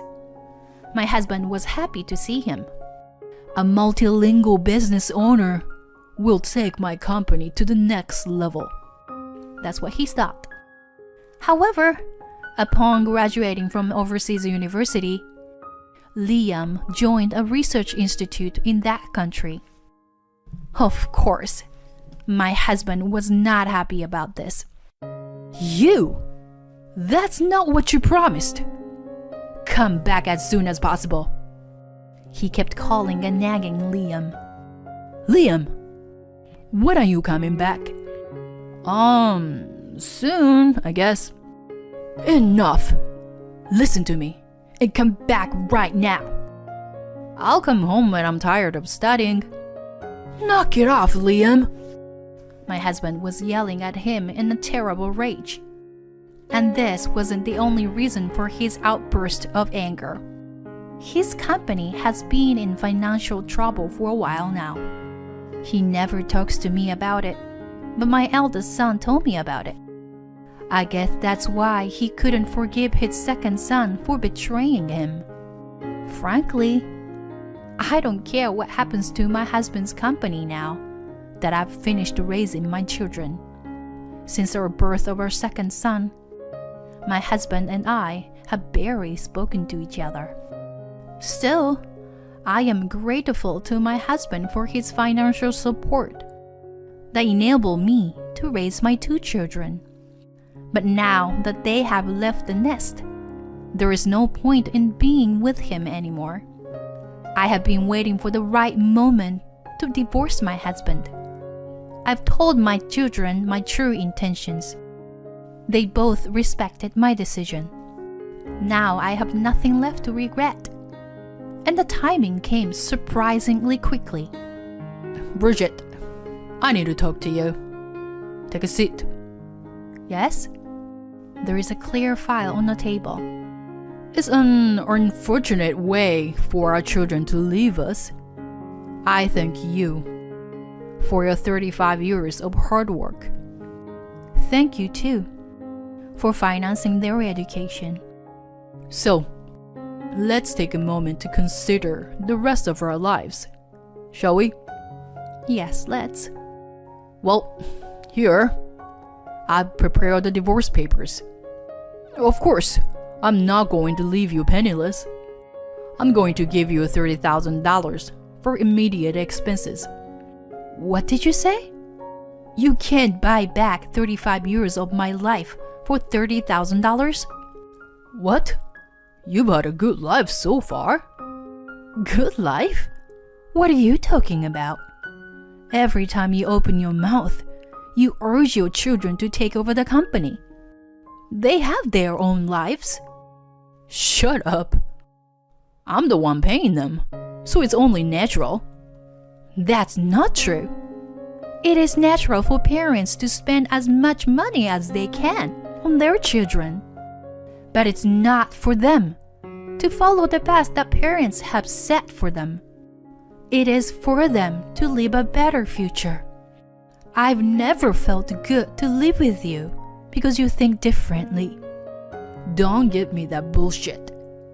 You're just grateful to get paid.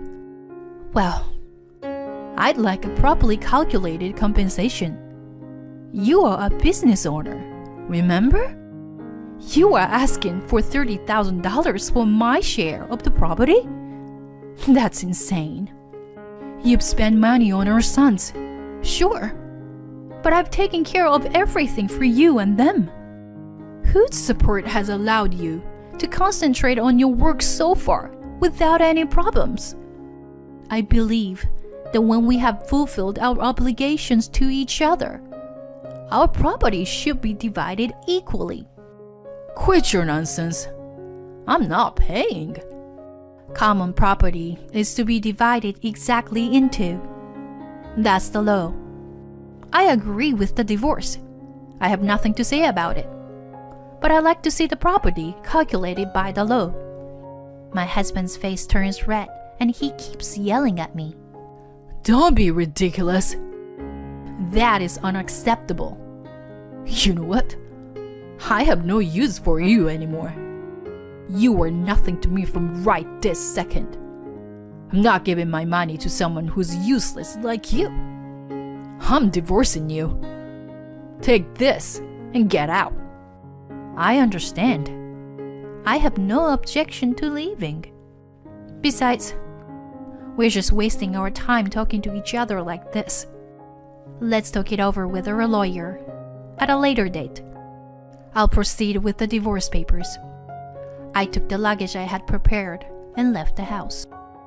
I went to my eldest son's house, which is not far from my house. I see. So, Dad initiated the divorce.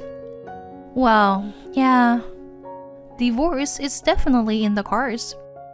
I lifted up the divorce papers my husband had presented to me. And then I look at the back of the paper, and there is a sticky note. What's this? Oh, isn't this? I called Joshua and showed it to him immediately. I knew it. the rumors were true. Mom, call the police. What? Why? Well, in this case, it should be the IRS and the prospector's office. Don't worry, I'll call them myself. Mom, you call the police. It's important to leave a record that you have made a call. Oh, okay, you're right. And 2 weeks later, my husband was arrested for fraud. He had bilked a bank out of hundreds of millions of dollars under the guise of a new business venture. Then, fearing the fraud would come to light, he ordered his staff to destroy the documents. The note was stuck to the back of the divorce papers. To me, he was a sinner, not a member of my family. The divorce was finalized, and it's been a while. Of course, my ex-husband's company went bankrupt. He sold off all his assets to pay back the money he had swindled from the bank. But he still couldn't repay the entire amount. I was worried about the effect on my eldest son because of his father's prison sentence. On the contrary, he became a hero for accusing his father. As for me, I was not paid my share from the penniless convicts. To be honest, it was too big a deal for me to even think about it. My first and foremost priority was to refund the money to the fraud victims. I am not in the courtroom anymore, but I am helping my eldest son's firm as an advisor. I'm very grateful to be able to work again. 3 years later, my ex-husband was released from prison. My children reached out to him without hesitation. My second son returned home too, and they went to pick their father up on the day of his release from prison. They said their father said, "Thank you." The sons offered assistance to the ex-husband, which he apparently turned down. I am grateful to him for showing his fatherly spirit at the end. I hear he's now working to pay off his debts in his old age. My ex-husband's life and mine will never intersect. I hope this incident will give him a chance to rethink his life. I received a letter from him once through my eldest son, but I pushed it back without reading it. My eldest son said I should read it, as if he knew what it said, but I refused. Both my sons have grown up to be really honest, decent men. So I understand that my eldest son handed the letter to me out of the kindness of his heart. I'm sure what's inside the letter was an apology for our marriage, but I won't allow it. My ex-husband will be comforted by the fact that he has apologized. I'm not going to make it that easy for him. This is my little revenge. It's a small price to pay for 35 years of my life. I hope to live the rest of my life cleanly and righteously. Thank you for watching till the end. Please subscribe to our channel if you like. See you in the next video. My husband called my mother poor and useless while she was in critical condition. After my mother's death, my husband found out her secret. My name is Sylvia. I am a 38-year-old housewife, working part-time. My only daughter, Melody, graduated from college last year and moved out. So now, I live with my 50-year-old husband, Victor. Now that I've finished raising Melody, I have a little more time on my hands these days. But then, my life took an unexpected turn. My husband and I met on a blind date. We liked each other from the first day. Things went quickly and we got married. Soon, we were blessed with a daughter. Even though it was my first time raising a child, I was determined to do my best for her. I quit my job at the same time as her birth and became a stay-at-home mom. I did all the housework and childcare by myself. My husband was not at all supportive. If he finished work early, he would go out for drinking, and on his days off, he would go out for fun. If not, he just sits around in his room doing nothing. And yet, he had this kind of attitude towards me. Housewives are easy, you know. You can enjoy yourself and live for free. He's so out of touch with the times. I've thought about divorcing him, of course. But I didn't want to divorce him just because he was uncooperative and had a nasty tongue. Besides, it would be better for my daughter if both parents were together. So I changed my point of view a little. I would raise my daughter on my own without relying on my husband. He's only good for bringing in a paycheck. And that worked for a while. But when my daughter started middle school, my husband started taking money out of the house. I have to pay for company equipment. I have to pay for business entertainment. Under the guise of that, he often took a large amount of money from me. Naturally, the family finances were strained. So I started working part-time to help out. Still, my husband complains to me about anything. Don't try to talk to me about work. You're just a part-timer. What kind of work can a woman do? It's just as easy as playing. He said things like this to me. He probably has no respect for women in general. I didn't outwardly oppose it, but I was going to pay him back someday. Late one winter night, the house phone rang. I picked up the phone to find it was my uncle, my mother's brother. He told me that my mother had been rushed to the hospital by ambulance and was in critical condition. He gave me the name of the hospital, and I got ready to go. I woke up my sleeping husband. I begged my reluctant husband to get a car, and we drove to the hospital. My mother had been living alone since my father passed away a few years before. My father was a big, strong, and reliable man. I loved my mother, who smiled peacefully next to him. My father died after several years of illness. But even after my father's death, I could always see my father next to my mother, who lived modestly, to listen to my worries about my husband's words and actions. I can't believe my mother might be gone soon. I was sitting in the passenger seat, praying for her to hang on. When we arrived at her hospital room, my uncle and some other relatives were there.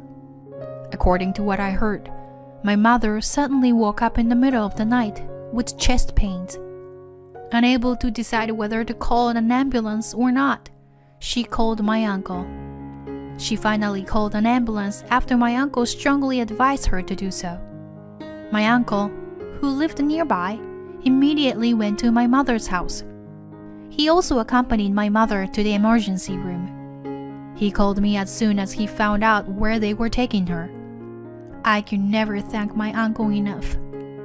My mother, lying in bed, was already unconscious. I could not speak to her, but I called out to her.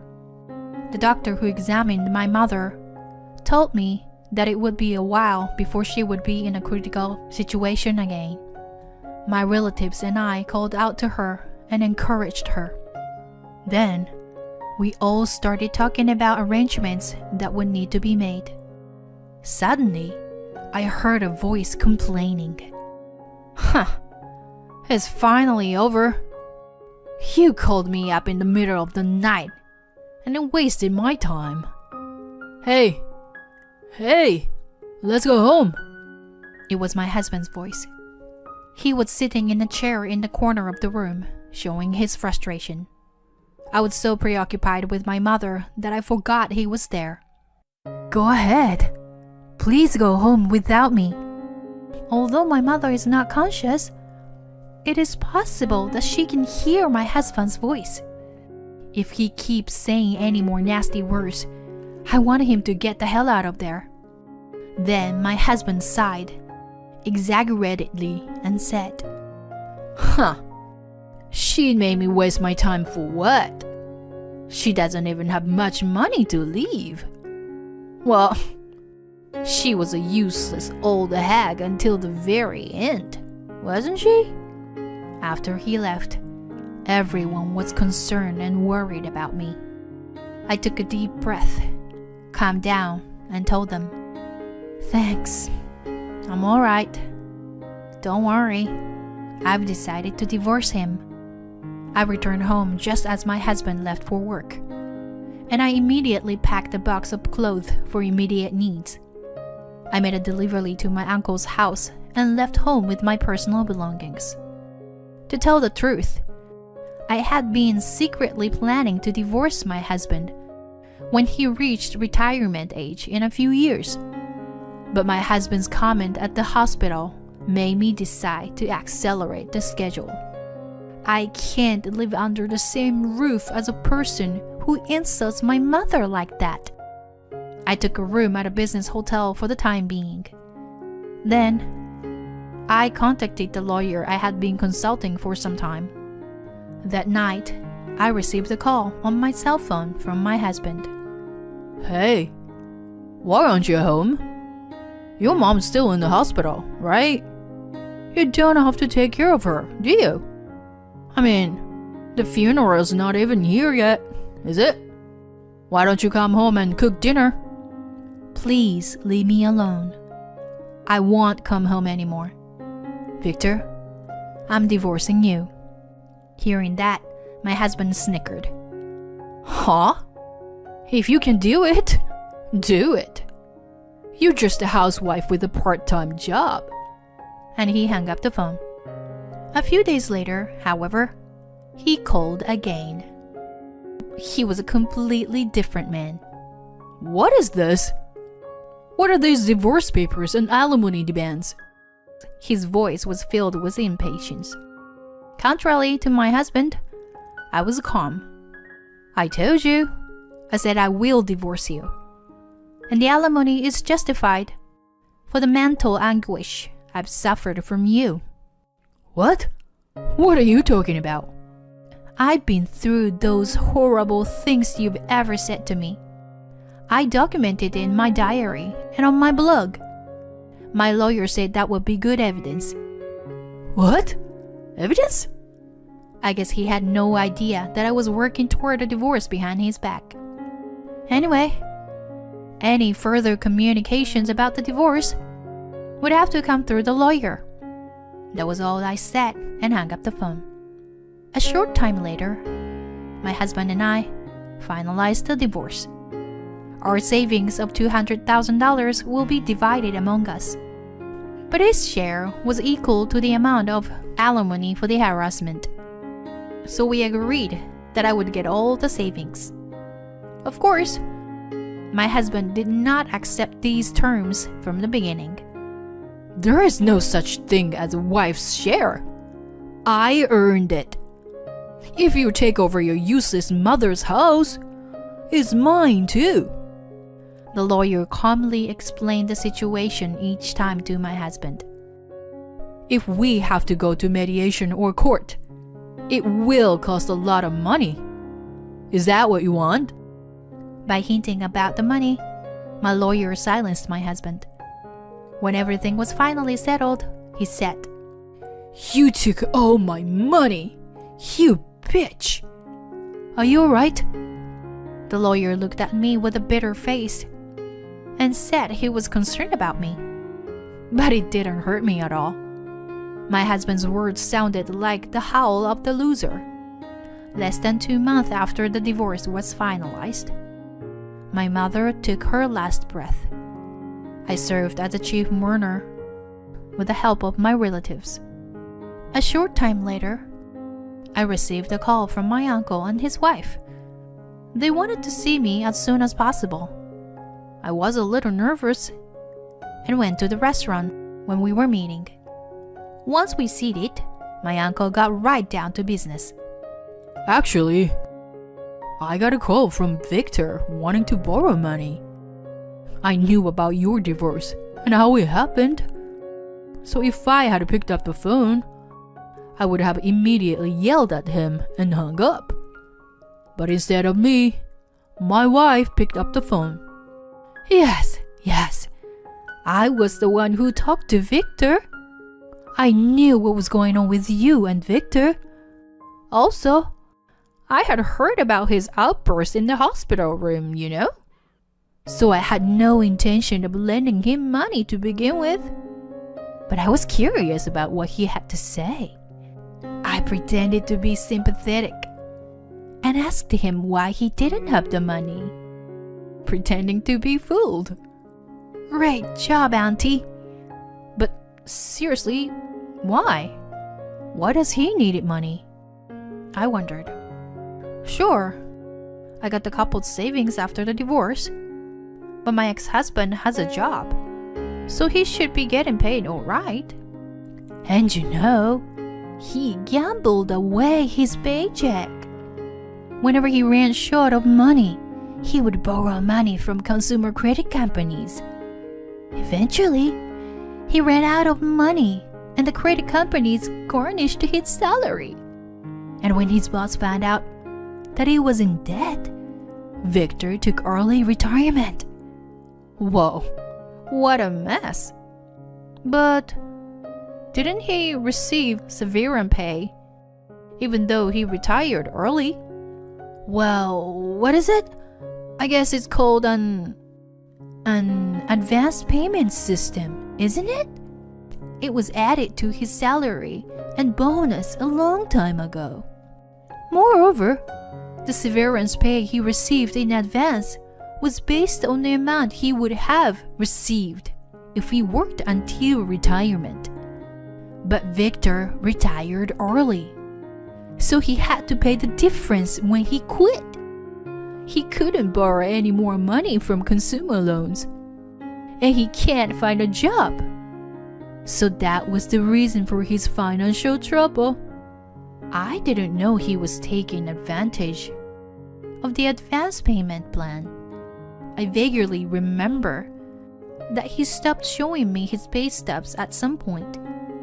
I'm sure that was when he started using that advanced payment system. So, after listening to what he had to say, I said to him, "Oh my gosh, let me talk to my husband about it." And hung up the phone, you know? My aunt laughed like she was entertained. Later, I found out that my ex-husband had called not only my uncle, but also all my relatives and asked them to lend him money. How could any of my relatives lend money to him? Even the people who came to the wake and the farewell ceremony knew about his outburst at the hospital. I have no sympathy for my ex-husband. I guess he ran out of people to turn to. One day, an unknown number called my cell phone. "Hey, it's been a while. How's things?" That was my ex-husband. A voice like I'd never heard when we were married. I got goosebumps from the sound of his sticky voice. "I went to see your mom's house. They're doing construction. Are you going to live in it after the renovation?" "No, I'm renting it out. To tell you the truth, I would have lived there myself, but my ex-husband knew where it was, and I thought it would be dangerous, so I decided not to. I don't even want to give him the whole backstory." "Then where do you live now?" "I would never tell you." "Well, it's a condo with a concierge at the entrance where you can't just walk in." "What? A condo?" My ex-husband is speechless with surprise. No wonder. I inherited a fortune from my mother that was way out of proportion to the alimony I received. The story goes back to when my father passed away a few years ago. He was a tax accountant, and during his illness, he asked a colleague in his profession to take care of my mother and my inheritance. I was already concerned about my ex-husband's money management when my father died. So, I had offered to disinherit. My mother inherited my father's huge estate without my ex-husband's knowledge. Back then, when my ex-husband asked about my father's inheritance, I lied to him. I told him that my father's inheritance was negative because of the mortgage on the house, so I renounced it. My ex-husband seemed to be easily conceived and didn't ask me about the inheritance anymore. And now I have inherited everything my father left from my mother. Even if my ex-husband tried to touch it, it's safe because we are divorced. My mother was a modest woman who liked to wear a simple, high-quality cloth that lasted a long time. That's why I think my ex-husband assumed that my mother was poor. He had no idea of my intentions or where the money came from. I am not going to tell him. If you can afford a condo, why don't you lend me some money? Right, Sylvia? Please. We even had a child together. The only thing I'm grateful for is that I met Melody. But that's all. You left me to raise her alone. You've always looked down on me. And the time we spent together as a couple was just unbearable. Do you really think I'd help you? Well, let's let bygones be bygones and get back together again. Absolutely not. Besides, you are a full-time employee, right? You get paid well, right? Unlike a part-timer like me. And if you work for a few more years, you'll get a retirement bonus, right? What? What? Anything wrong? You're getting a retirement bonus, right? You'd better use it wisely. Well then, goodbye. I finished what I wanted to say and hung up the phone. I pretended I didn't know about his financial crisis. I felt ashamed of myself that I used to be married to that guy. I set the number he called to block all incoming calls. One day, about 6 months later, my daughter Melody came to stay with me. Mom, I love your new place. I wish I could live in a house like this someday, she said as she looked around my room, which was a little too big for a one-person house. Melody, your place is nice too. You said you like it, didn't you? That's true, but I can't afford this kind of room with my salary.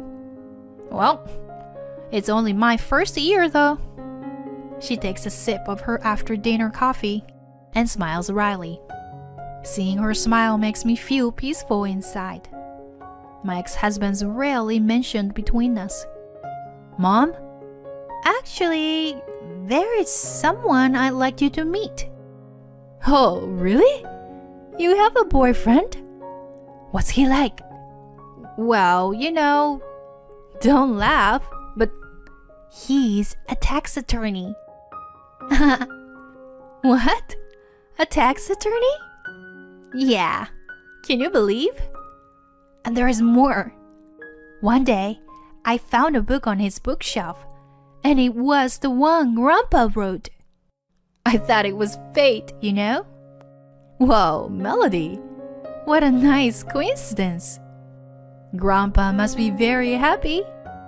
My daughter smiles shyly. I look forward to the day when I see her future husband standing next to her with a gentle smile.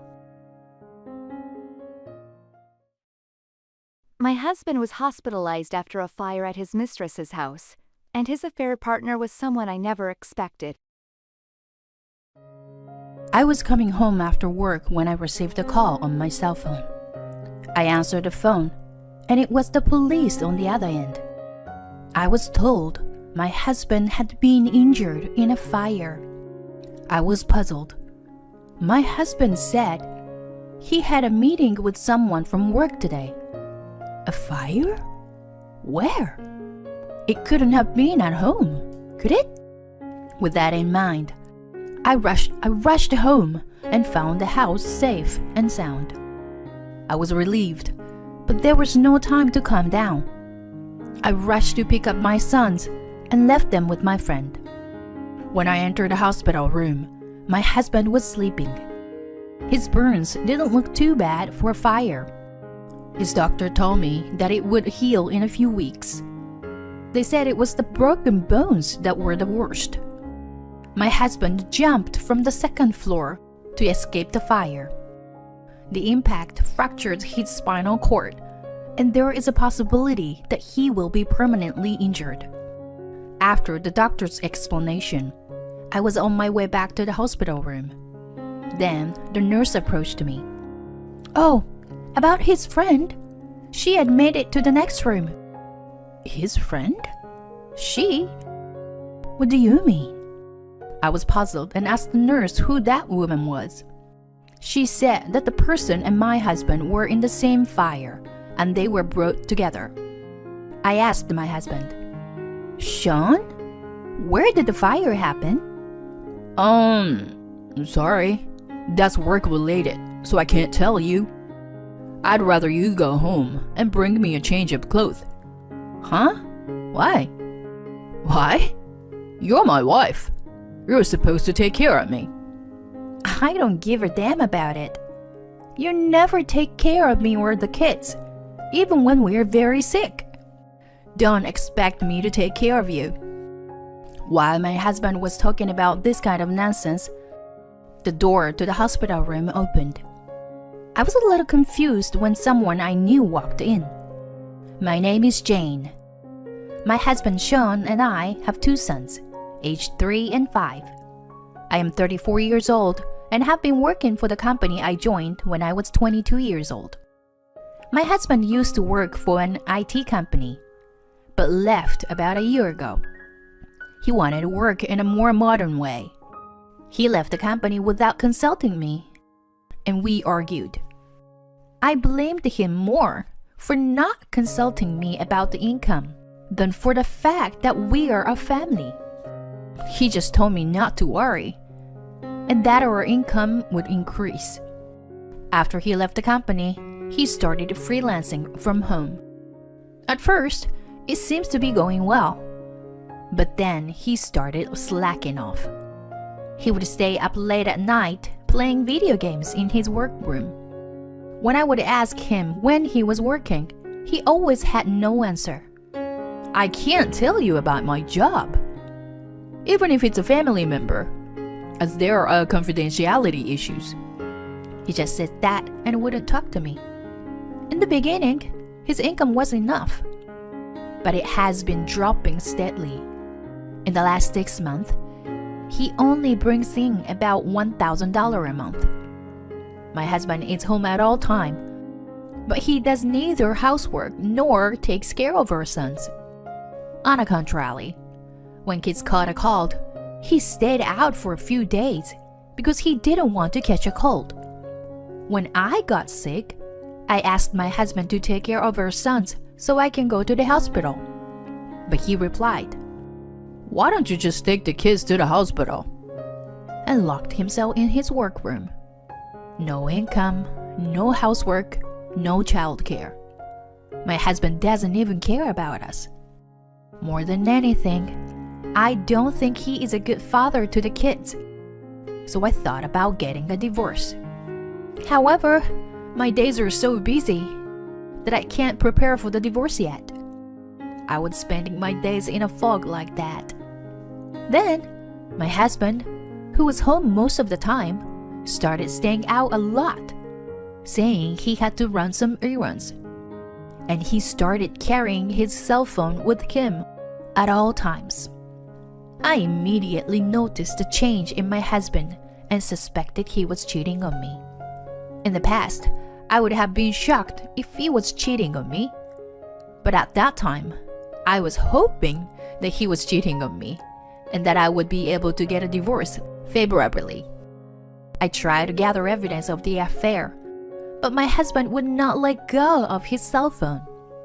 I decided that it would be difficult to get evidence from his cell phone, so I gave up.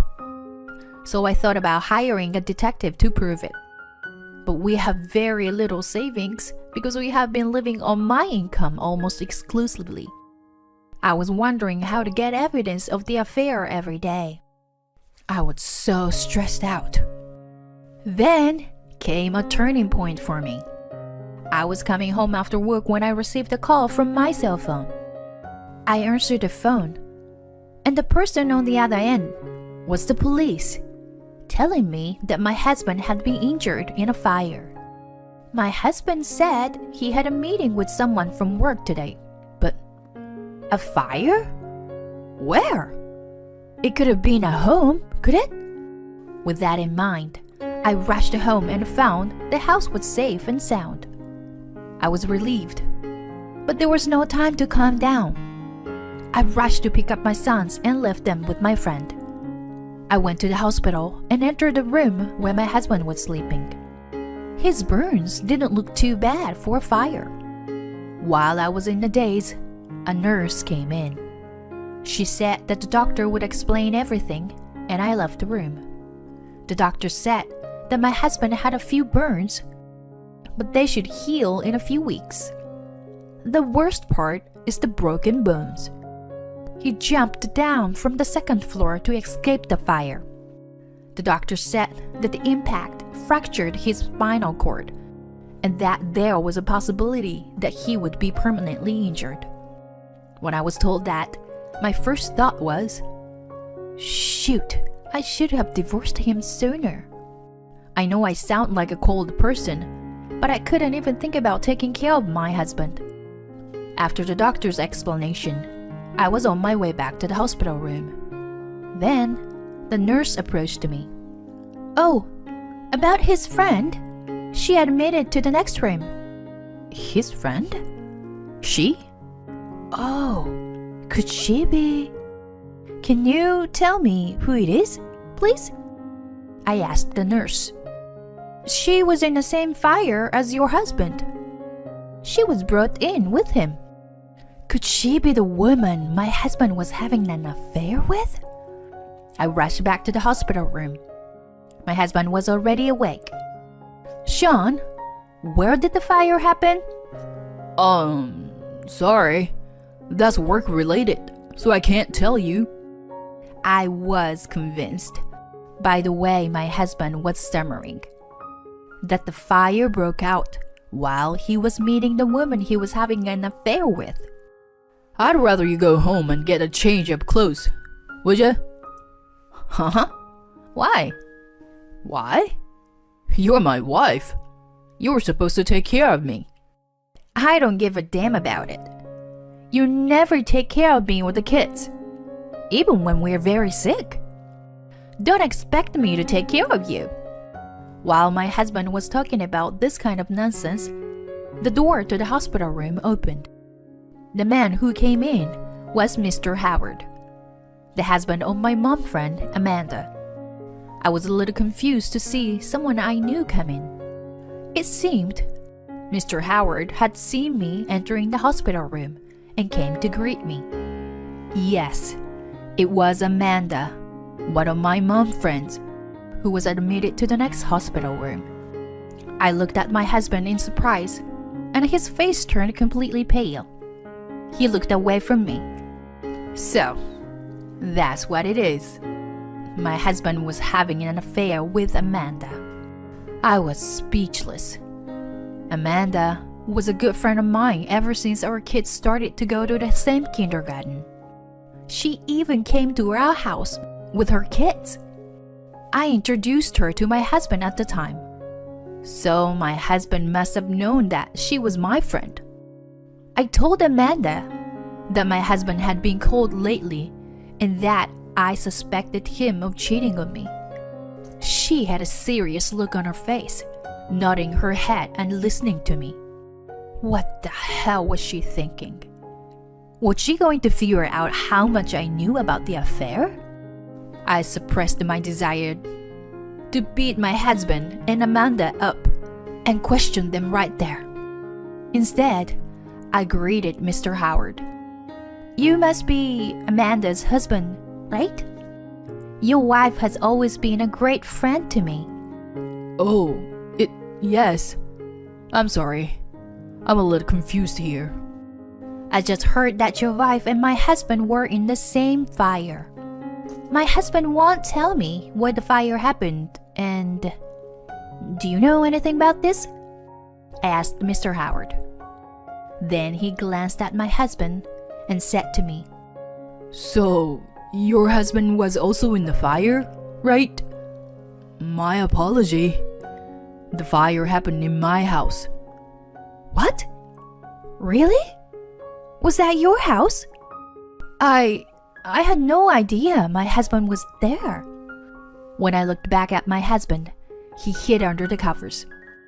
Well, Jane, I think I need to talk to you. Do you have a few minutes? Yes, I was gonna ask you the same. I had a pretty good idea of what Mr. Howard was going to talk about. We went to a cafe near the hospital. He told me that he was gathering evidence. One day, he had looked inside Amanda's cell phone and found something. There was a picture of her and my husband, looking like they were in love. Mr. Howard said that he had also asked the private detective to keep an eye on Amanda and collect further photos of the affair. I also told Mr. Howard that I had suspected that my husband was cheating on me for a long time, and I had no idea who his affair partner was.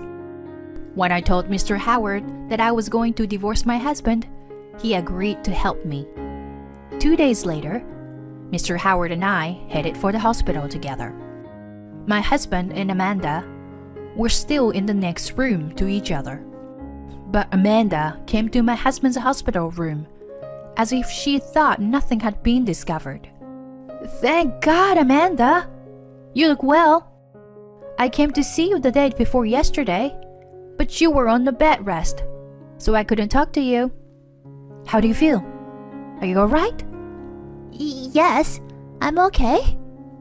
I broke my shoulder, so I have to rest for a while though. Yeah, that's tough. I hope it heals quickly. You'll need money from now on, right? Huh? Well, yeah. The kids are still small, so... That's right. You have to pay child support, right? Get well soon, Amanda. Good luck with the job hunting, too. Amanda didn't know what I was talking about and was confused. Hey, what are you talking about? I hope you brought my change of clothes, did you? Of course, I didn't. What? You're really useless. Didn't I tell you the other day I wouldn't take care of you anymore? I brought you this today. Saying that, I took the divorce papers out of my bag. Huh? Are you divorcing me? Are you abandoning your husband because I might be permanently injured? No, it wasn't because of the injury.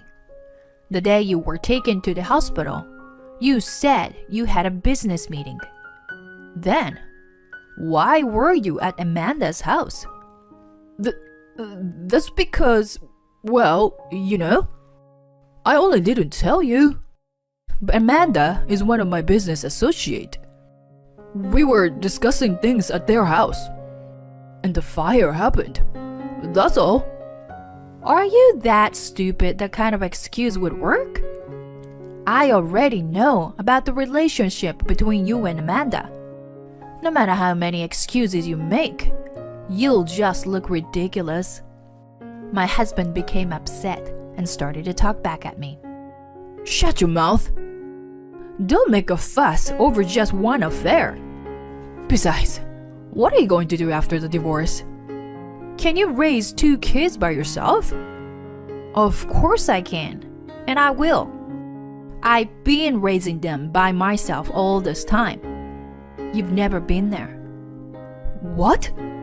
I've been playing with them. Yeah. Maybe a few hours every few months. I'm sure the neighborhood elementary school kids play with them more than you. But what about the money? You need my income, right? Or are you going to put our kids through a tough situation? Well, we'll be totally fine. Life will be much easier without you.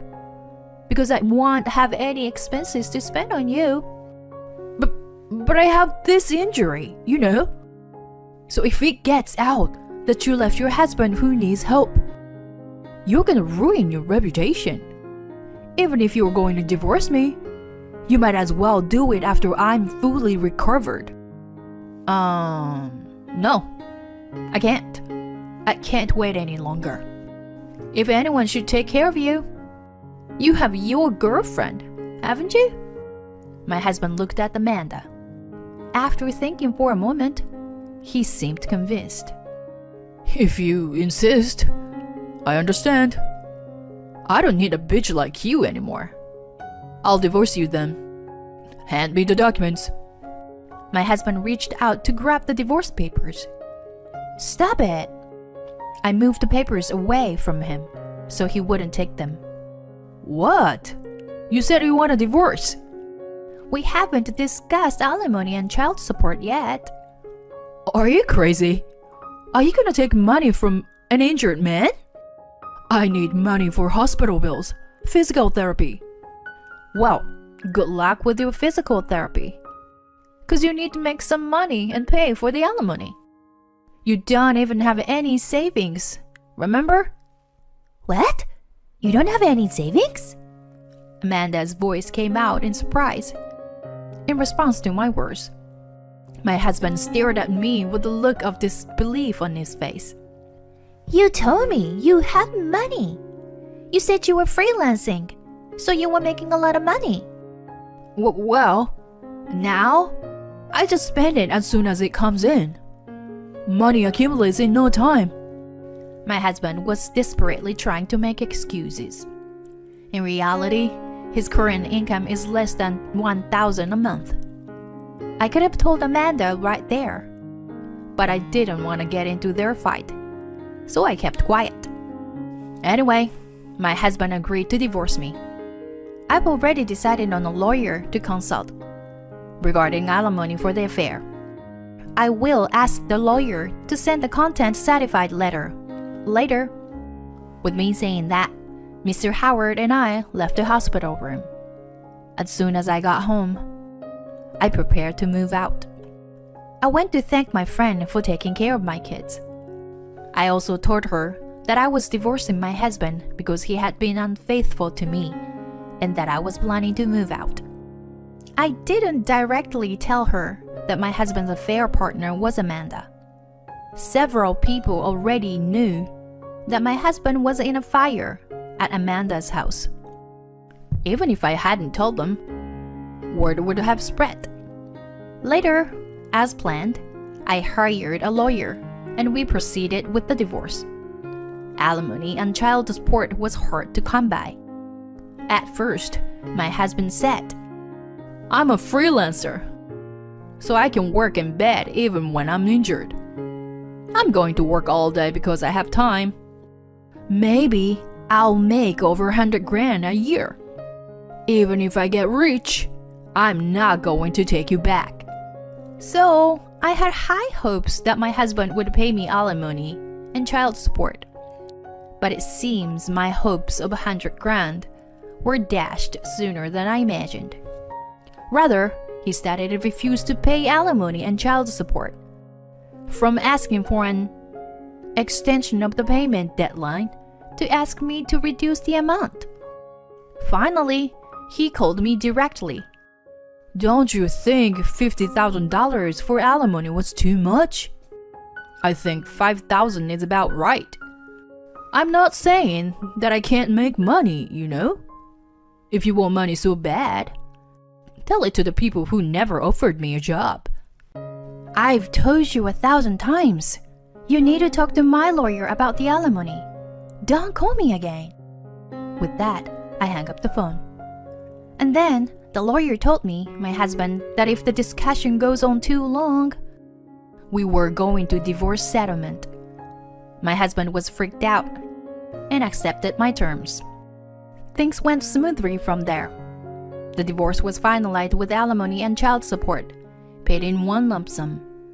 The Howers also divorced, and Amanda didn't get custody of the children. After my sons and I moved closer to my parents' home, I heard from a mom friend that my ex-husband and Amanda remarried. Seems like they were living in the house where the fire happened. I heard that my ex-husband walks with a cane, and Amanda had shaggy hair and always looks gloomy. They say that the two look like an old couple, even though they were both still in their 30s. My ex-husband got into debt for alimony and child support. Amanda is owed child support for her 3 children. The two of them together must be in quite a bit of debt. But I don't feel sorry for them, because I reduced his bill to my husband quite a bit on the condition of a lump sum payment. I am happy to finally leave my ex-husband. But I am sorry for my 2 sons that they have to leave their father and friends so suddenly. At first, they were confused by the new place. But now, they have made friends with the neighborhood kids and seems to be enjoying themselves. On holidays, my parents come to see them and play with them. For the first time in a long time, I have some alone time. I have more time, money, and energy than I did when I was with my ex-husband. Thanks to that, I can give more love to my boys than I ever did before. Thank you for watching till the end. Please subscribe to our channel if you like. See you in the next video.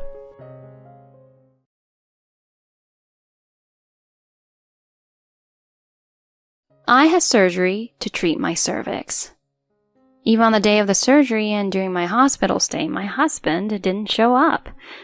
When I returned home to him waiting, these words came flying at me.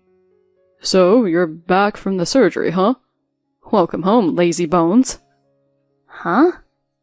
Timothy's remark may have been intended as a joke, but it's far too harsh. I'd only been away for 4 days, yet the house was a mess. Cups from instant noodles were piling up in the sink. If you're back, then hurry up and do the chores. As you can see, the house is a mess. I just had surgery on my cervix. I need to rest. At that, my husband twisted his face into a smirk. What do you mean, rest? If you can't make babies anymore, you might as well be the housekeeper. At least start with cleaning. I reached my limit at that moment. I just had surgery for cervical cancer, and he says this? That's incredibly rude. There's no point in being married to someone like this anymore. In the next moment, a voice echoed from behind. Is that all you have to say? Following this, Timothy would lose everything. My name is Emily Sanders. I'm a 30-year-old homemaker. My mother fell ill when I was in elementary school, and after a long struggle with illness, she passed away. Since then, I was raised by my father. When my father asked me, "What do you want to become in the future?" I answered, a nurse. My mother, who was chronically ill, always expressed gratitude towards nurses. So I wanted to help people suffering from illness and injury. My father supported my dream and sent me to nursing school. The nursing job I started afterwards was tough, but fulfilling. After working night shifts and caring for others for several years, I realized I was nearing my late 20s without a boyfriend. At that time, one of my colleagues invited me to her wedding. There, I met Timothy, who would later become my husband. Timothy was my classmate and was 28 years old at the time. Despite his youth, he held a managerial position at a company manufacturing medical equipment. Emily, I seem to have fallen for you at first sight. At the end of the mixer, Timothy whispered that to me and gave me his contact information. Feeling no ill will, I contacted Timothy myself, and our relationship began. During our courtship, Timothy was kind to me. He understood my work, and I began to think, there's no one else like him. After dating for a year, Timothy proposed to me. Emily, please marry me. Let's build a happy family together. Timothy, thank you, I'm so happy. And thus I accepted his proposal and became engaged. My father shed tears of joy at my marriage to Timothy. Next, it was finally time to visit Timothy's family. In his family home lived his father, Joseph, who was the president of the company where Timothy worked, Mid-Aid Medical Co., and his mother, Nancy, the vice president. So, Timothy was working at his parents' company. That's why Timothy held a managerial position at such a young age. My in-laws warmly welcomed me. My goodness, Timothy bringing such a lovely young lady. Come on in, come on in. With a beaming smile, my mother-in-law handed me indoor slippers. As we were led into the living room, Timothy spoke again. I'm thinking of marrying Emily here. My father-in-law nodded and smiled at me, saying, Emily, we're of course wholeheartedly in favor of this marriage. By the way, Emily, how does your family feel about this marriage? Actually, my mother is no longer with us. I explained my family background. My in-laws listened with curious expressions. So I was raised by my father and became a nurse. I believe my late mother would have been happy about this marriage too. At this, my mother-in-law gently wiped away tears and took my hand. I see. It must have been tough all this time. Your father is admirable too. Oh, I must properly greet your father when I meet him. Timothy, make sure you protect Emily and make her happy, okay? As my father-in-law patted Timothy's back, Timothy furrowed his brows and said, I know, Dad. On the way back home, I told Timothy, Your parents? They're wonderful people. I'm happy to become a part of the family. Really? They were very strict with me, the heir to the family, and I grew up scared of them when I was little. I got slapped around all the time. Well, if you put it that way. With Timothy scratching his head, I couldn't help but chuckle a bit. After that, Timothy and I registered our marriage. As a wedding gift, my father-in-law presented us with a condominium about an hour away from our hometown, so we decided to live there. Shortly thereafter, Timothy said to me, Hey, Emily, now that you're married, can you quit your job? Huh? I was taken aback. The hospital where I worked had been my place since graduating from nursing school, and I had good relationships with my colleagues and supervisors. More than anything, I loved being a nurse. I had always assumed that even after marriage, I would continue working. So I replied, I actually want to keep working even after we get married. But Timothy didn't seem pleased. Huh? There are plenty of people who could replace your job. We can live just fine with my income. After getting married, if you keep working, people might think I'm incompetent without a housewife. I kept refusing, but Timothy kept insisting. Still, when I persisted with, I won't quit being a nurse, he finally seemed to give up, or so I thought. And thus began our married life with both of us working. Just as I was thinking that, I immediately hit a wall. Timothy didn't do any housework at all. Since he had experienced living alone, there was no reason he couldn't do it. He wouldn't even take his dishes after eating, let alone do a single cleaning task. While I was doing chores at night, he would just lie on the sofa messing around with his phone. Since I also have a job, having to take care of all the housework honestly felt like a burden. When I was living alone, I could slack off by saying things like dinner can be something simple or cleaning can wait until the weekend, but with just the two of us living together, that wasn't an option anymore. Living like this, being the only one doing housework for months on end, I finally lost it with Timothy. Hey, Timothy, I have a favor to ask. Could you do a bit more housework? Then Timothy, without taking his eyes off his phone, said this. Huh? Can't you just keep doing it like you have been, Emily? I'm tired from work, you know. I have a job too, you know. It's not fair that I'm the only one who has to do all the housework. What's unfair about it? Household chores are traditionally the wife's job, and you chose to work, so stop complaining and balance work and housework properly. But, as I stood there dumbfounded, Timothy said this to me. I've been thinking for a while now that you're not doing enough housework. For dinner, instead of just salad, I want you to add 2 more dishes after the main course. And could you clean more thoroughly every day?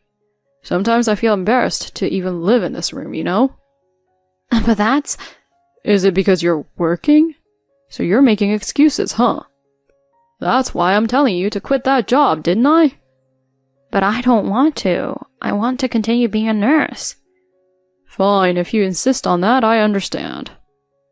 At the time, he backed off easily, but 2 days later, he found out the hard way. Emily, I received this. What does it mean? My boss showed me a resignation letter with my name on it. Huh? No, I don't intend to quit. Is this your husband's handwriting by any chance? I won't delve too deep, but it seems there are complicated circumstances. I'll hold on to this, so make sure to talk it over with your husband. That day, I confronted Timothy, and my husband became angry. You can't even do housework properly, yet you want to work? That's too selfish. That's why I sent the resignation letter. But this is too much. Just quit your job. Otherwise we can get a divorce, you know?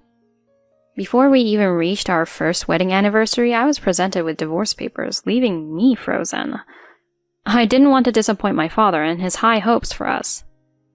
Thinking that, I reluctantly said, I understand. I'll quit my job. You should have done that from the beginning. From now on, make sure to do everything around the house perfectly. After Timothy left, looking satisfied, I shed tears. Soon after, I became a full-time housewife, just as he wanted. But that was the beginning of hell. If anything wasn't done to Timothy's liking, he'd scold and belittle me. He even insulted me, saying things like, "This is why women raised in broken homes are like this." Months passed in such a manner. Then another problem arose. Even after a year of marriage, we couldn't conceive. When I told him we weren't pregnant that month, he said, It seems like you're infertile after trying for a year. Yeah. Could it be because there's something wrong with you that you can't get pregnant?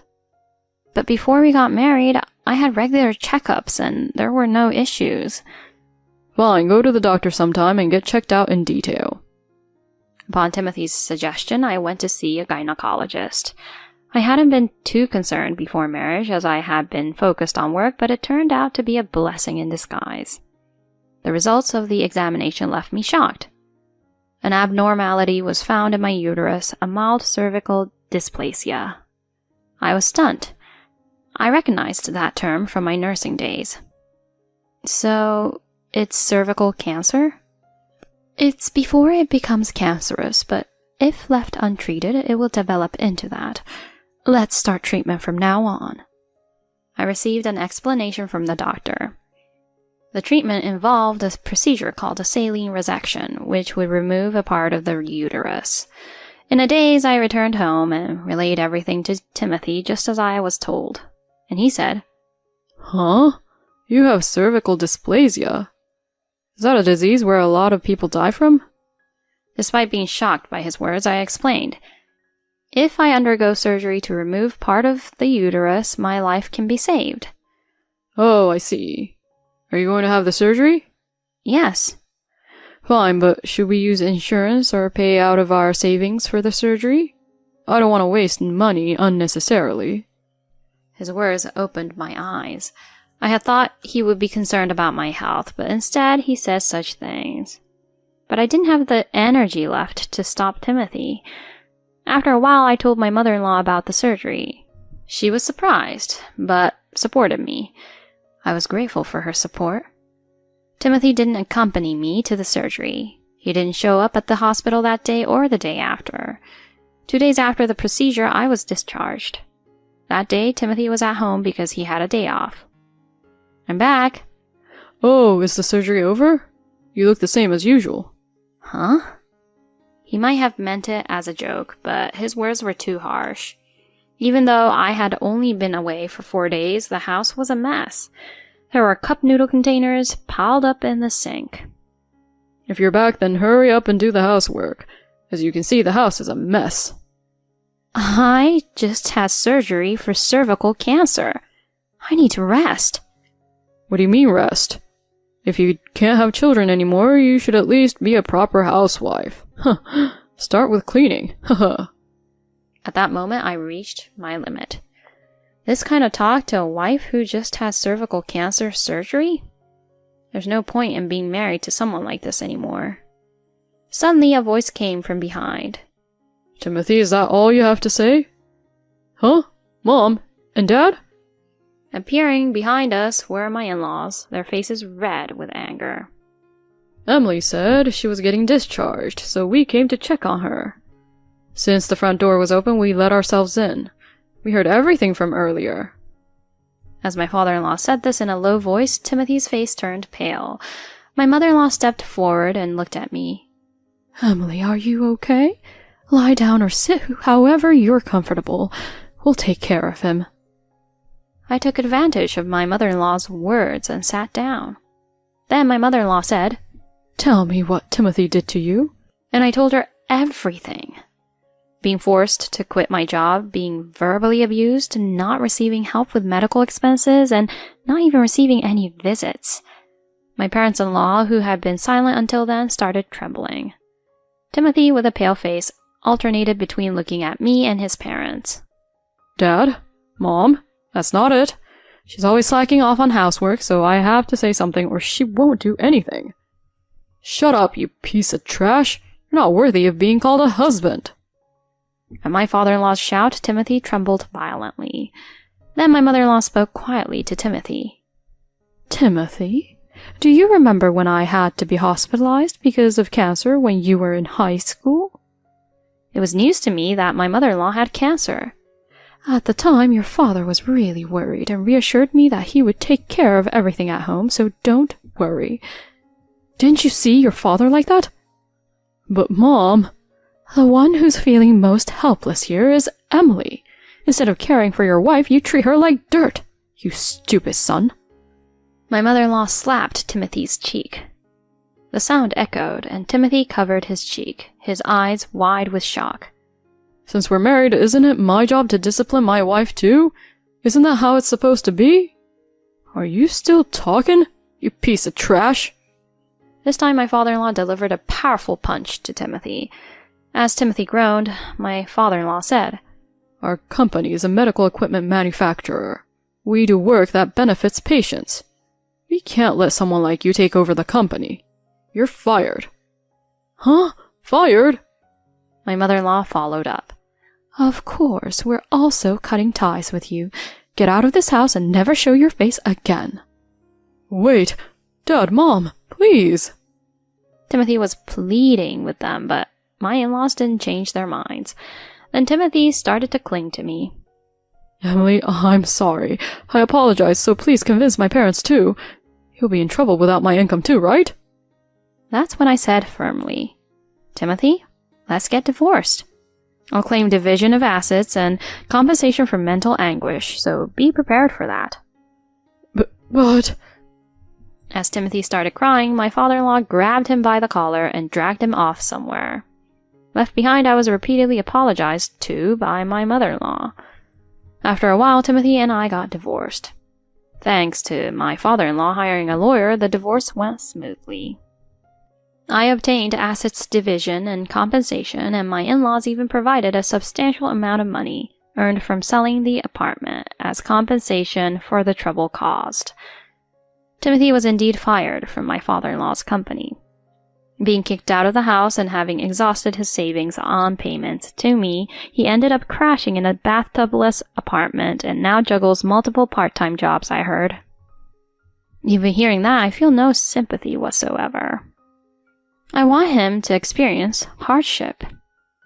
On the other hand, using the compensation, I moved out and started a new life. The recovery after surgery went well, and I was able to return to work as a nurse. I chose to work in women's health. I wanted to be a support for those who went through what I did. Furthermore, 2 years after divorcing Timothy, I met someone and remarried, and we were able to have children. Since my cervical cancer was detected early, it didn't affect my ability to conceive. I'm grateful to my in-laws who supported me during that time, and I want to live happily with my own family from now on.